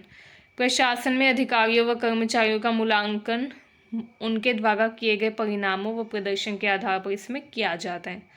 ठीक है, जो भी अधिकारी, जो भी कर्मचारी प्रशासन में कार्यरत है, कार्य कर रहे हैं, उनका मूल्यांकन कैसे किया जाता है? परिणामों तथा प्रदर्शन के आधार पर। ठीक है, आइए अब हम मुख्य उद्देश्य देख लेते हैं इसके। तो ये जो NPM है, न्यू पब्लिक मैनेजमेंट, इसके मुख्य उद्देश्य है दक्षता में वृद्धि, सार्वजनिक सेवाओं की गुणवत्ता में सुधार, क्योंकि ये प्राइवेट सेक्टर के प्रबंधन के तरीके को फॉलो करते हैं, कॉपी करते हैं, इसलिए सार्वजनिक सेवाओं की गुणवत्ता में इसमें सुधार हो जाता है। सरकारी खर्चों में कमी, जब सरकार क्या करेगी, प्राइवेटाइजेशन कर देगी, तो सरकार का जो बर्डन है, बोझ है, वो कम हो जाएगा। ठीक है, तो इससे सरकारी खर्चों में कमी आती है एंड दक्षता में भी वृद्धि होती है। प्रमुख विद्वान कौन थे जिसने इसको सपोर्ट किया? वो थे Christopher Hood, David Osborne and Ted गर्बिन्स। ठीक है, नेक्स्ट आता है नवलोक सेवा, न्यू पब्लिक सर्विस। नवलोक सेवा जो है, न्यू पब्लिक सर्विस का जो कॉन्सेप्ट है, ये लोकतांत्रिक व नागरिक आधारित प्रशासनिक दृष्टिकोण है, जो कि लोकतंत्र तथा नागरिकों पर आधारित है। इसमें सार्वजनिक सेवाओं के लिए नागरिकों की भागीदारी तथा लोक कल्याण को प्राथमिकता दी जाती है। क्या करता है ये? लोक कल्याण को प्राथमिकता देता है। ठीक है, कि लोक कल्याण सबसे बेहतर है, क्योंकि ये मानते हैं कि प्रशासन जो है उसका उद्देश्य है ये लोगों का कल्याण, लोगों के कल्याण के लिए ही प्रशासनिक तंत्र की स्थापना की गई है। तो इसलिए ये लोक कल्याण को प्राथमिकता देते हैं एंड सार्वजनिक सेवाओं के लिए नागरिकों की भागीदारी पर जोर देते हैं। यह दृष्टिकोण NPM के विपरीत है, क्योंकि इसमें लोक सेवक को केवल प्रबंधक नहीं बल्कि सेवक माना जाता है। ये जो दृष्टिकोण है, इसमें जो लोक सेवक होता है उसको सिर्फ प्रबंधक नहीं माना जाता बल्कि सेवक माना जाता है। ठीक है, जो कि लोगों की सेवा करे। न्यू पब्लिक सर्विस, नवलोक सेवा जो है, इसमें प्रशासन के अधिकारियों को सेवक के रूप में देखा जाता है, क्योंकि ये माना जाता है कि वो नागरिकों की सेवा के लिए ही नियुक्त हुए हैं। उनकी नियुक्ति का कारण ही है नागरिकों की सेवा करना, लोक कल्याण करना। ठीक है, इसमें प्रशासन में नागरिकों को भागीदार के रूप में देखा जाता है कि नागरिक जो है वो भागीदार है प्रशासन के लिए, उनके विचार तथा मांगों का इसमें सम्मान किया जाता है। लोकतंत्र व समानता, NPS जो है ये लोकतांत्रिक मूल्यों जैसे समानता व जनता के अधिकारों पर जोर देता है। प्रशासन का उद्देश्य है सार्वजनिक हित तथा लोक कल्याण को सुनिश्चित करना, ये इसमें माना जाता है। इसमें माना जाता है कि जो प्रशासन है वो क्यों है? प्रशासन है सार्वजनिक हित के लिए, लोगों के कल्याण के लिए। ठीक है, एंड इसमें प्रशासन का मुख्य उद्देश्य माना जाता है लोक कल्याण। ठीक है, आइए नवलोक सेवा का जो सिद्धांत है इसके उद्देश्य देख लेते हैं। इसका उद्देश्य है नागरिकों की भागीदारी बढ़ाना, प्रशासन को जन केंद्रित बनाना, क्योंकि इसमें लोक कल्याण पर जोर दिया जाता है, इसलिए माना जाता है कि प्रशासन जन केंद्रित होना चाहिए, जो कि जनता पर केंद्रित हो।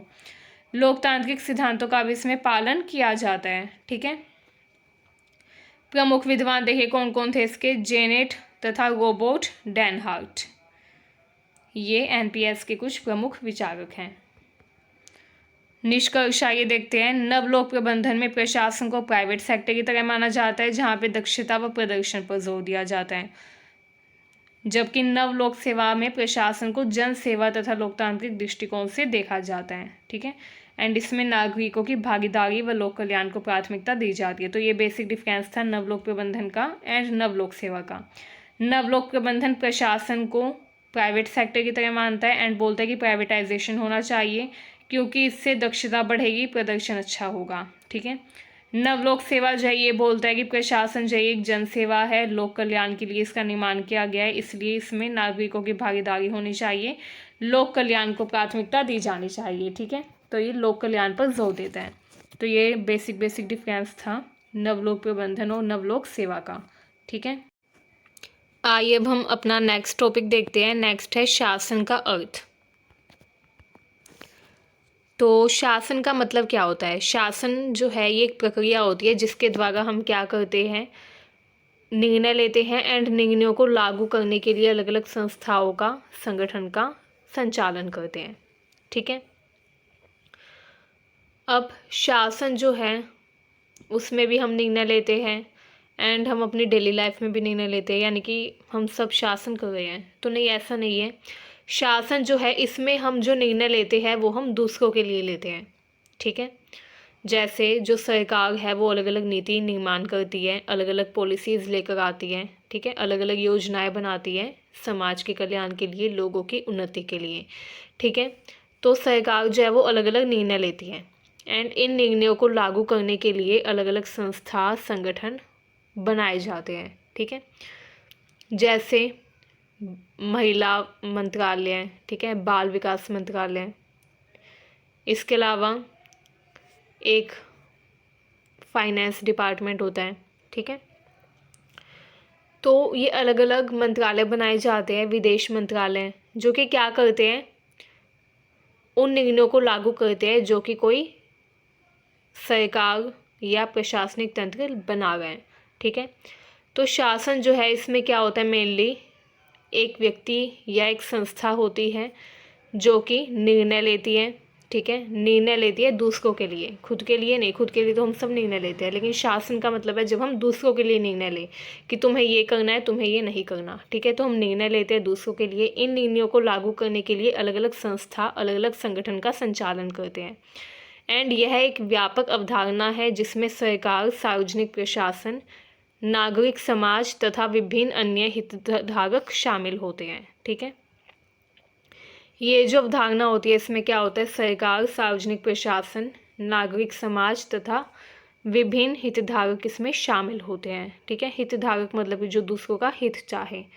तो शासन में वही व्यक्ति शामिल होता है, निर्णय लेने वाला, जो कि दूसरों का हित चाहे। ठीक है। जो कि खुद के हित से पहले दूसरों के हितों के बारे में सोचे। शासन का उद्देश्य होता है समाज का विकास करना, समाज को कल्याण की तरफ लेकर जाना। ठीक है। समाज के कल्याण के लिए प्रभावी, पारदर्शी नीतियां बनाना, उनको लागू करना। ठीक है। तो ये उद्देश्य होता है शासन का। अब शासन के अलग अलग रूप होते हैं, आइए देखते हैं। पहला आता है अच्छा शासन, गुड गवर्नेंस। अच्छा शासन जो है एक प्रशासनिक मॉडल है जिसमें प्रभावी, जवाबदेह, पारदर्शी तथा लोकतांत्रिक प्रक्रियाओं पर जोर दिया जाता है। ठीक है। अच्छा शासन जो है मतलब कि गुड गवर्नेंस, जब जो प्रशासनिक तंत्र है जो कि निर्णय लेने वाला है, ठीक है, वो ऐसे निर्णय ले जो कि प्रभावी हो, जो कि लोकतांत्रिक हो। ठीक है। ऐसे निर्णय ना ले जो कि तानाशाही हो, ऐसे निर्णय ले जो कि लोकतांत्रिक हो, मतलब कि जिसमें लोगों की राय भी शामिल हो। ऐसे निर्णय ले जो कि लोगों के हित में हो, ऐसे निर्णय ले जिनमें लोग भी सहमत हो जाएं। ठीक है। इसके अलावा अच्छा शासन वो होता है जो कि जवाबदेह होता है, जो कि जो भी पॉलिसीज़ बना रहा है उसके लिए, जो भी काम कर रहा है उसके लिए लोगों के प्रति जवाबदेह हो। ठीक है। लोग उससे पूछ सकते हो कि आपने ऐसा क्यों किया, क्यों नहीं किया।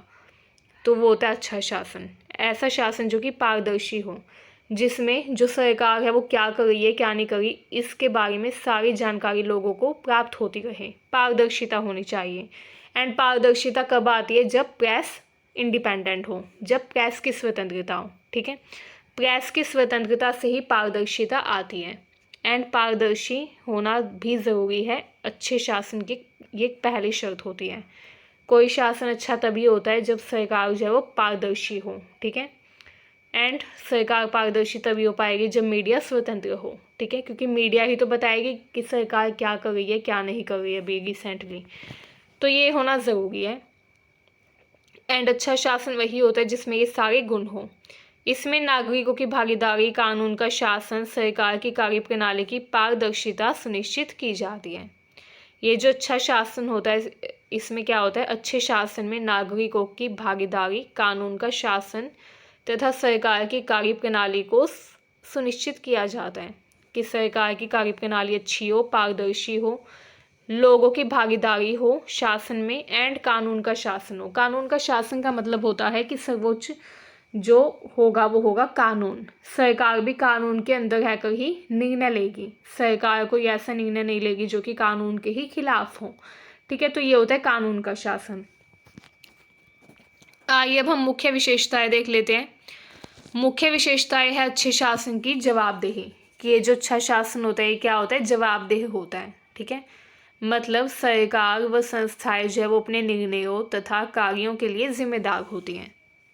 सरकार जो भी काम कर रही है, जो भी निर्णय ले रही है, उसके बारे में सरकार को लोगों को बताना होगा। लोग जब चाहे वो सरकार से जवाब मांग सकते हैं कि सरकार ने ऐसा निर्णय क्यों लिया, सरकार ने ये काम क्यों किया, एंड लोग जवाब मांगते भी हैं, चाहे वो प्रदर्शन करें जवाब पाने के लिए या फिर वो विरोध करें।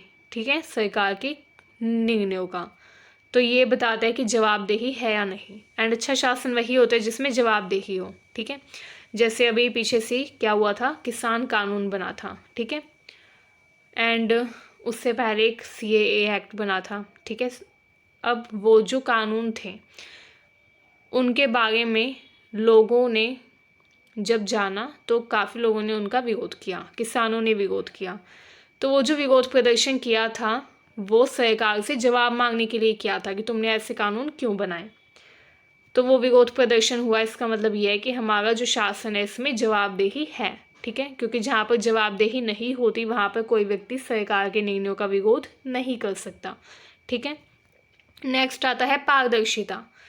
पारदर्शिता मतलब शासन की प्रक्रिया तथा निर्णय खुलकर जनता के सामने होने चाहिए। सरकार क्या निर्णय ले रही है, क्या प्रक्रिया है सरकार के निर्णय लेने की, वो सब जनता को पता होनी चाहिए। ये होती है पारदर्शिता, ट्रांसपेरेंसी।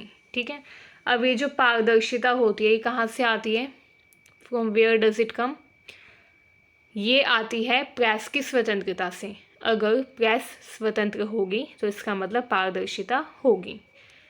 इसके अलावा अगली जो शर्त है, अगली जो विशेषता है अच्छे शासन की, वो है न्याय, जिसमें सभी नागरिकों को समान अवसर मिले, समान अधिकार मिले, सभी को न्याय प्राप्त हो।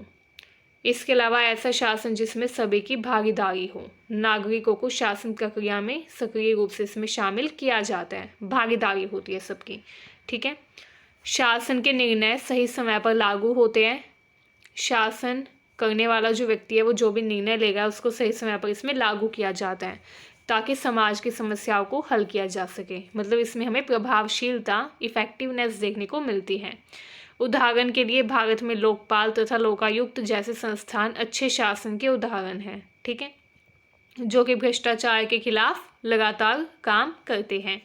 नेक्स्ट आता है सहयोगात्मक शासन, कोलैबोरेटिव गवर्नेंस। अभी जो कोलैबोरेटिव गवर्नेंस होती है, सहयोगात्मक शासन होता है, क्या होता है? सहयोगात्मक शासन एक मॉडल होता है जिसमें सरकार, नागरिक समाज तथा निजी क्षेत्र जैसे विभिन्न हितधारक मिलकर शासन का निर्णय लेते हैं। इसमें साझेदारी, संवाद तथा सहयोग पर बल दिया जाता है। नाम से आपको यहाँ पे पता चल गया सहयोगात्मक, जिसमें सहयोग करे एक दूसरे का सब। ठीक है, अब ये जो मॉडल होता है इसमें सरकार जो है वो नागरिक समाज तथा निजी क्षेत्र का सहयोग करती है आपस में, एंड सभी मिलकर एक ऐसे निर्णय का निर्माण करते हैं जो कि साझेदारी, संवाद व सहयोग पर आधारित हो। ठीक है, अब जब सहयोग होगा, जब सभी एक दूसरे का सहयोग करेंगे तो शासन अच्छे से हो पाएगा, देश का कल्याण हो पाएगा, देश आगे बढ़ पाएगा। ठीक है, तो ये इसके लाभ होते हैं। आइए अब हम देख लेते हैं मुख्य विशेषताएं। पहली आती है साझेदारी, शासन के निर्णय। अब शासन के जो निर्णय होते हैं वो विभिन्न हितधारकों के बीच साझेदारी व सहयोग से लिए जाते हैं।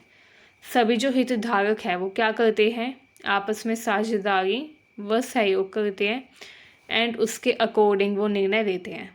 ठीक है, तो शासन के निर्णय जो है वो साझेदारी से, सहयोग से लिए जाते हैं अलग अलग हितधारकों के बीच में।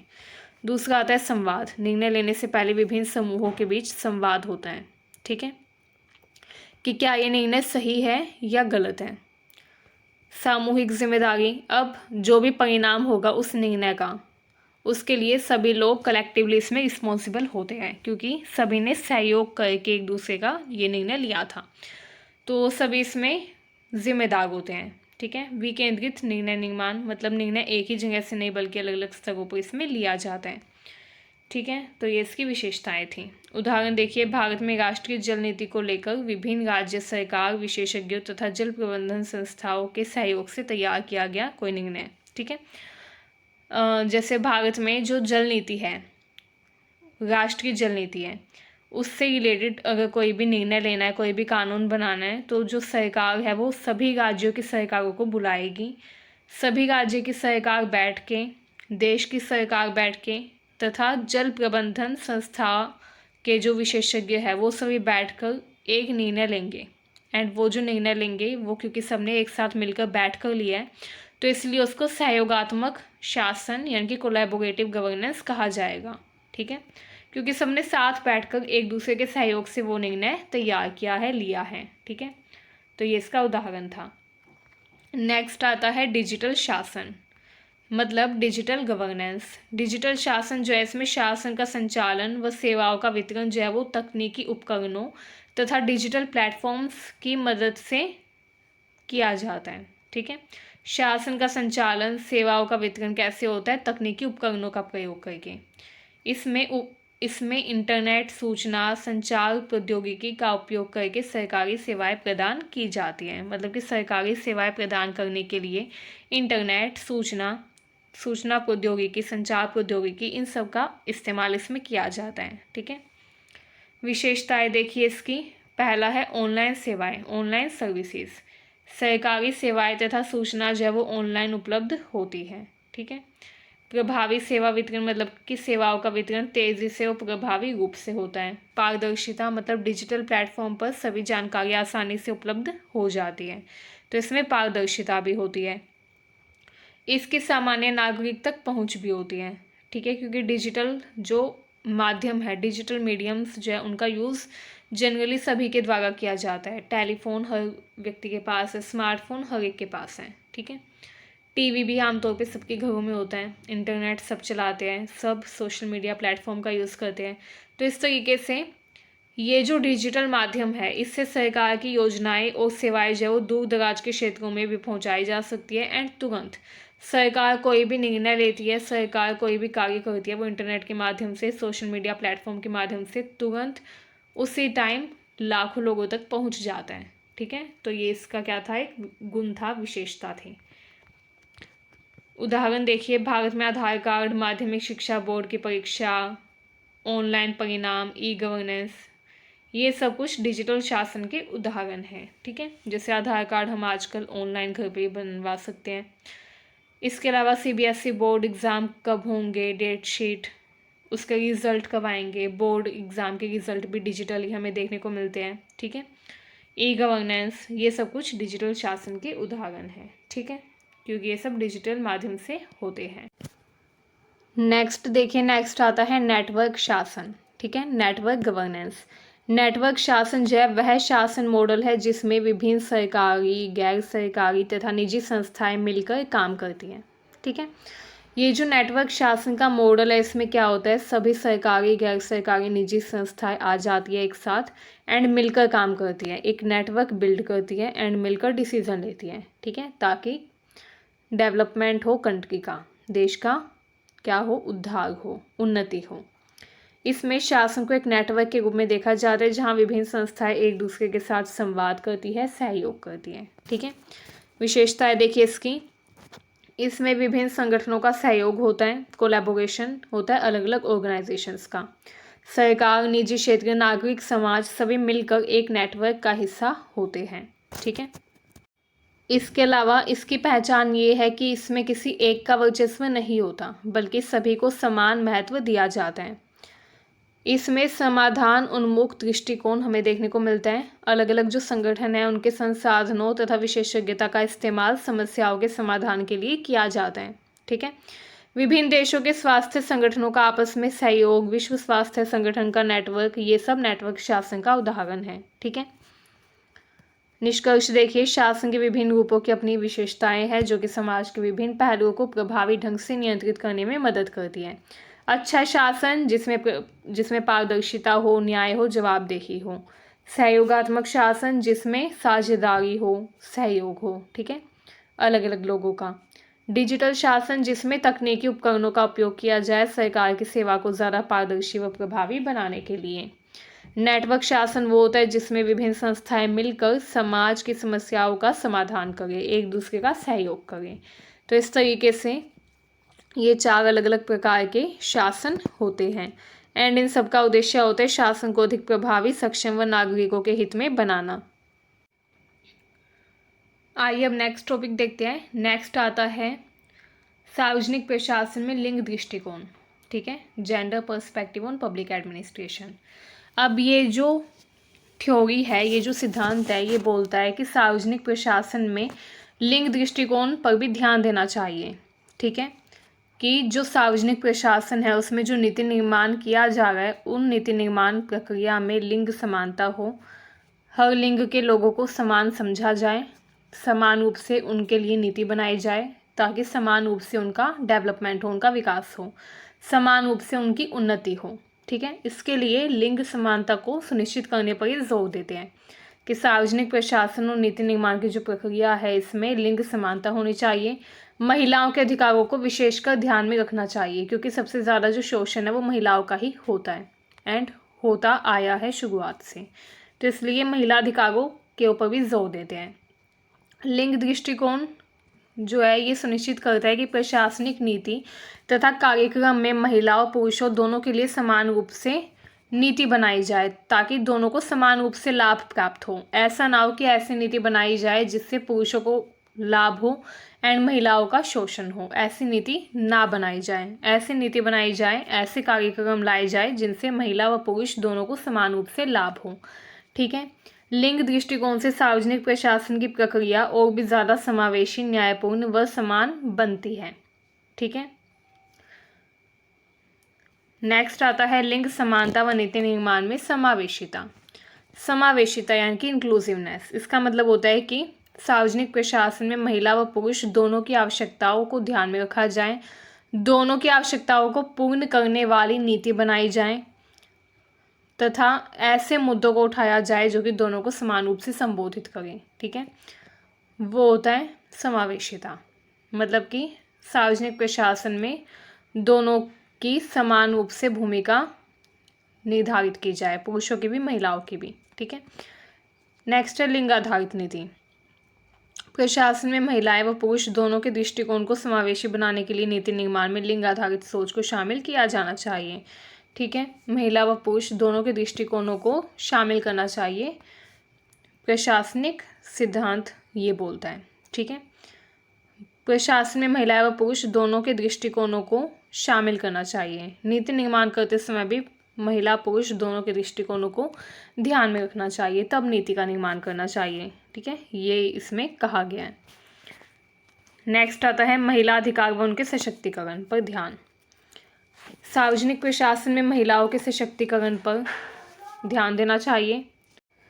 सार्वजनिक प्रशासन में जो महिलाएं काम कर रही हैं उनके सामाजिक, आर्थिक व राजनीतिक सशक्तिकरण को बढ़ावा देने का प्रयास करना चाहिए ताकि वो महिलाएं सामाजिक, आर्थिक व राजनीतिक रूप से सशक्त बने। ठीक है, महिला सुरक्षा मतलब प्रशासन में जो महिलाएं काम कर रही है एंड जो महिलाएं दूसरी जगह काम कर रही है उनके लिए भी सुरक्षित वातावरण निर्मित करने का प्रयास करना चाहिए। सार्वजनिक प्रशासनिक तंत्र को ऐसी नीतियां बनानी चाहिए जो कि महिलाओं की सुरक्षा बढ़ाए, जैसे महिला हेल्पलाइन नंबर, महिला पुलिस यूनिट्स आदि। ठीक है, नेक्स्ट आता है कार्यस्थल पर लिंग भेदभाव का उन्मूलन। जो भी कार्यस्थल है, वर्क प्लेस है, जहाँ पर भी महिलाएं काम कर रही है वहाँ पर लिंग भेदभाव नहीं होना चाहिए। लिंग भेदभाव का पूर्ण उन्मूलन कर दिया जाना चाहिए, क्योंकि जब लिंग आधारित भेदभाव होता है तो इससे क्या होता है, महिलाओं की उन्नति रुक जाती है, महिलाएं जो है उनका सशक्तिकरण रुक जाता है। ठीक है, इसलिए लिंग आधारित भेदभाव को समाप्त करना चाहिए। सार्वजनिक प्रशासन में लिंग भेदभाव को समाप्त करने के लिए सख्त कानून बनाने चाहिए, सख्त नीतियां बनानी चाहिए, जैसे समान वेतन, समान अवसर तथा कार्यस्थल पर महिलाओं के लिए सुरक्षित वातावरण। ठीक है, कार्यस्थल पर जो महिलाएं काम कर रही है उनके लिए सुरक्षित वातावरण होना चाहिए। कार्यस्थल पर समान अवसर, मतलब प्रशासनिक संस्थाओं में पुरुषों तथा महिलाओं को समान अवसर दिए जाने चाहिए, ठीक है, ताकि कार्यस्थल पर किसी भी प्रकार का लिंग आधारित भेदभाव ना हो। कार्यस्थल पर जो भी महिलाएं काम कर रही हैं, जो भी पुरुष काम कर रहे हैं, उनके साथ भेदभाव नहीं होना चाहिए एंड उनको समान अवसर मिलने चाहिए काम करने के तथा अपनी उन्नति करने के, अपने विकास करने के। नेक्स्ट है बजट व योजनाओं में लिंग संवेदनशीलता। लिंग आधारित बजट, मतलब प्रशासन में जब लिंग संवेदनशील बजट तैयार किया जाता है तो इससे समाज का कल्याण बढ़ता है। ऐसा बजट होना चाहिए जो कि लिंग संवेदनशील हो, मतलब जो महिला तथा पुरुष दोनों के विकास के लिए समान संसाधन व अवसर प्रदान करें। ऐसा बजट तैयार करना चाहिए सार्वजनिक प्रशासन को, लोक प्रशासन को, जो कि पुरुष तथा महिला दोनों के कल्याण को बढ़ाए, दोनों के विकास में मदद करें। महिला केंद्रित योजनाएं बनानी चाहिए, जैसे स्वास्थ्य, शिक्षा, रोजगार, सुरक्षा, इन सब से संबंधित, ताकि महिलाएं जो है वो आगे बढ़ पाएँ, ठीक है। नेक्स्ट आता है सार्वजनिक प्रशासन में महिलाओं की भागीदारी। पहला आता है महिला प्रतिनिधित्व। सार्वजनिक प्रशासन में महिलाओं का प्रतिनिधित्व होना चाहिए, महिलाओं को सीट्स मिलनी चाहिए सार्वजनिक प्रशासन से जुड़े हुए कार्यालयों में, प्रशासनिक तंत्र में, ठीक है, ताकि महिलाएं प्रशासनिक पदों पर नियुक्त हो। महिलाएं जब प्रशासनिक पदों पर नियुक्त होगी तो वो प्रतिनिधित्व कर पाएगी बाकी महिलाओं का, ठीक है। तो प्रशासनिक पदों पर महिलाओं की नियुक्ति होनी चाहिए, महिलाओं की भागीदारी बढ़ाने का प्रयास किया जाना चाहिए। सरकारी निर्णय प्रक्रिया में महिलाओं की सक्रिय भागीदारी होनी चाहिए। निर्णय प्रक्रिया में महिलाओं का योगदान, महिलाएं जो है उनको योगदान देना चाहिए निर्णय प्रक्रिया में। महिलाएं सार्वजनिक निर्णय लेने की प्रक्रिया में महत्वपूर्ण भूमिका निभाती है, जिससे नीति निर्माण में उनकी आवाज़ सुनी जाती है। तो निर्णय प्रक्रिया में महिलाओं का योगदान काफ़ी ज़्यादा महत्वपूर्ण होता है, ठीक है। नेक्स्ट आता है लिंग संवेदनशीलता प्रशिक्षण।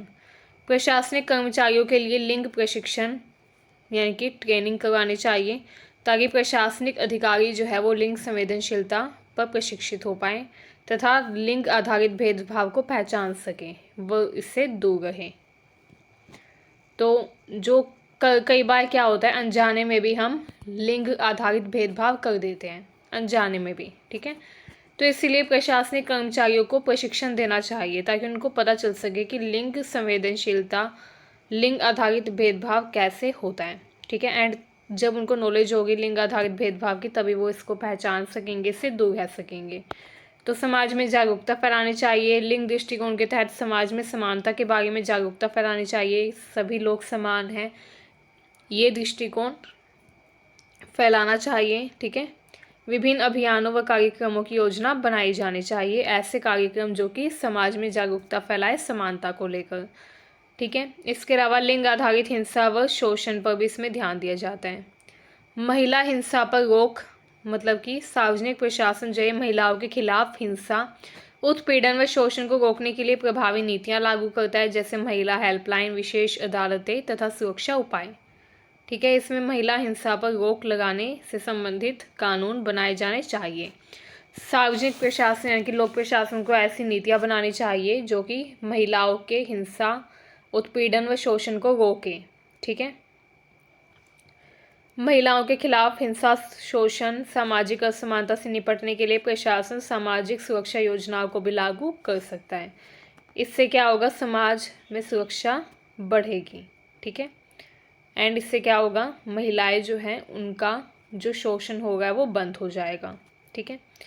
इसके अलावा लिंग के आधार पर अधिकारों की रक्षा, लिंग समानता कानून पेश करने चाहिए, निर्मित करने चाहिए, ताकि महिलाओं के साथ दुर्व्यवहार ना हो। अगर महिलाओं के साथ दुर्व्यवहार हो तो वो अपने कानूनों के तहत सहायता लें, ठीक है, अपने अधिकारों की मांग करें। तो ऐसे कानून होने चाहिए जो कि महिलाओं को सहायता दें, ऐसे कानून होने चाहिए जो कि महिलाओं के अधिकारों की रक्षा करें, जो कि महिलाओं की ज़िंदगी की रक्षा करें। ऐसे कानून बनाए जाने चाहिए, ठीक है।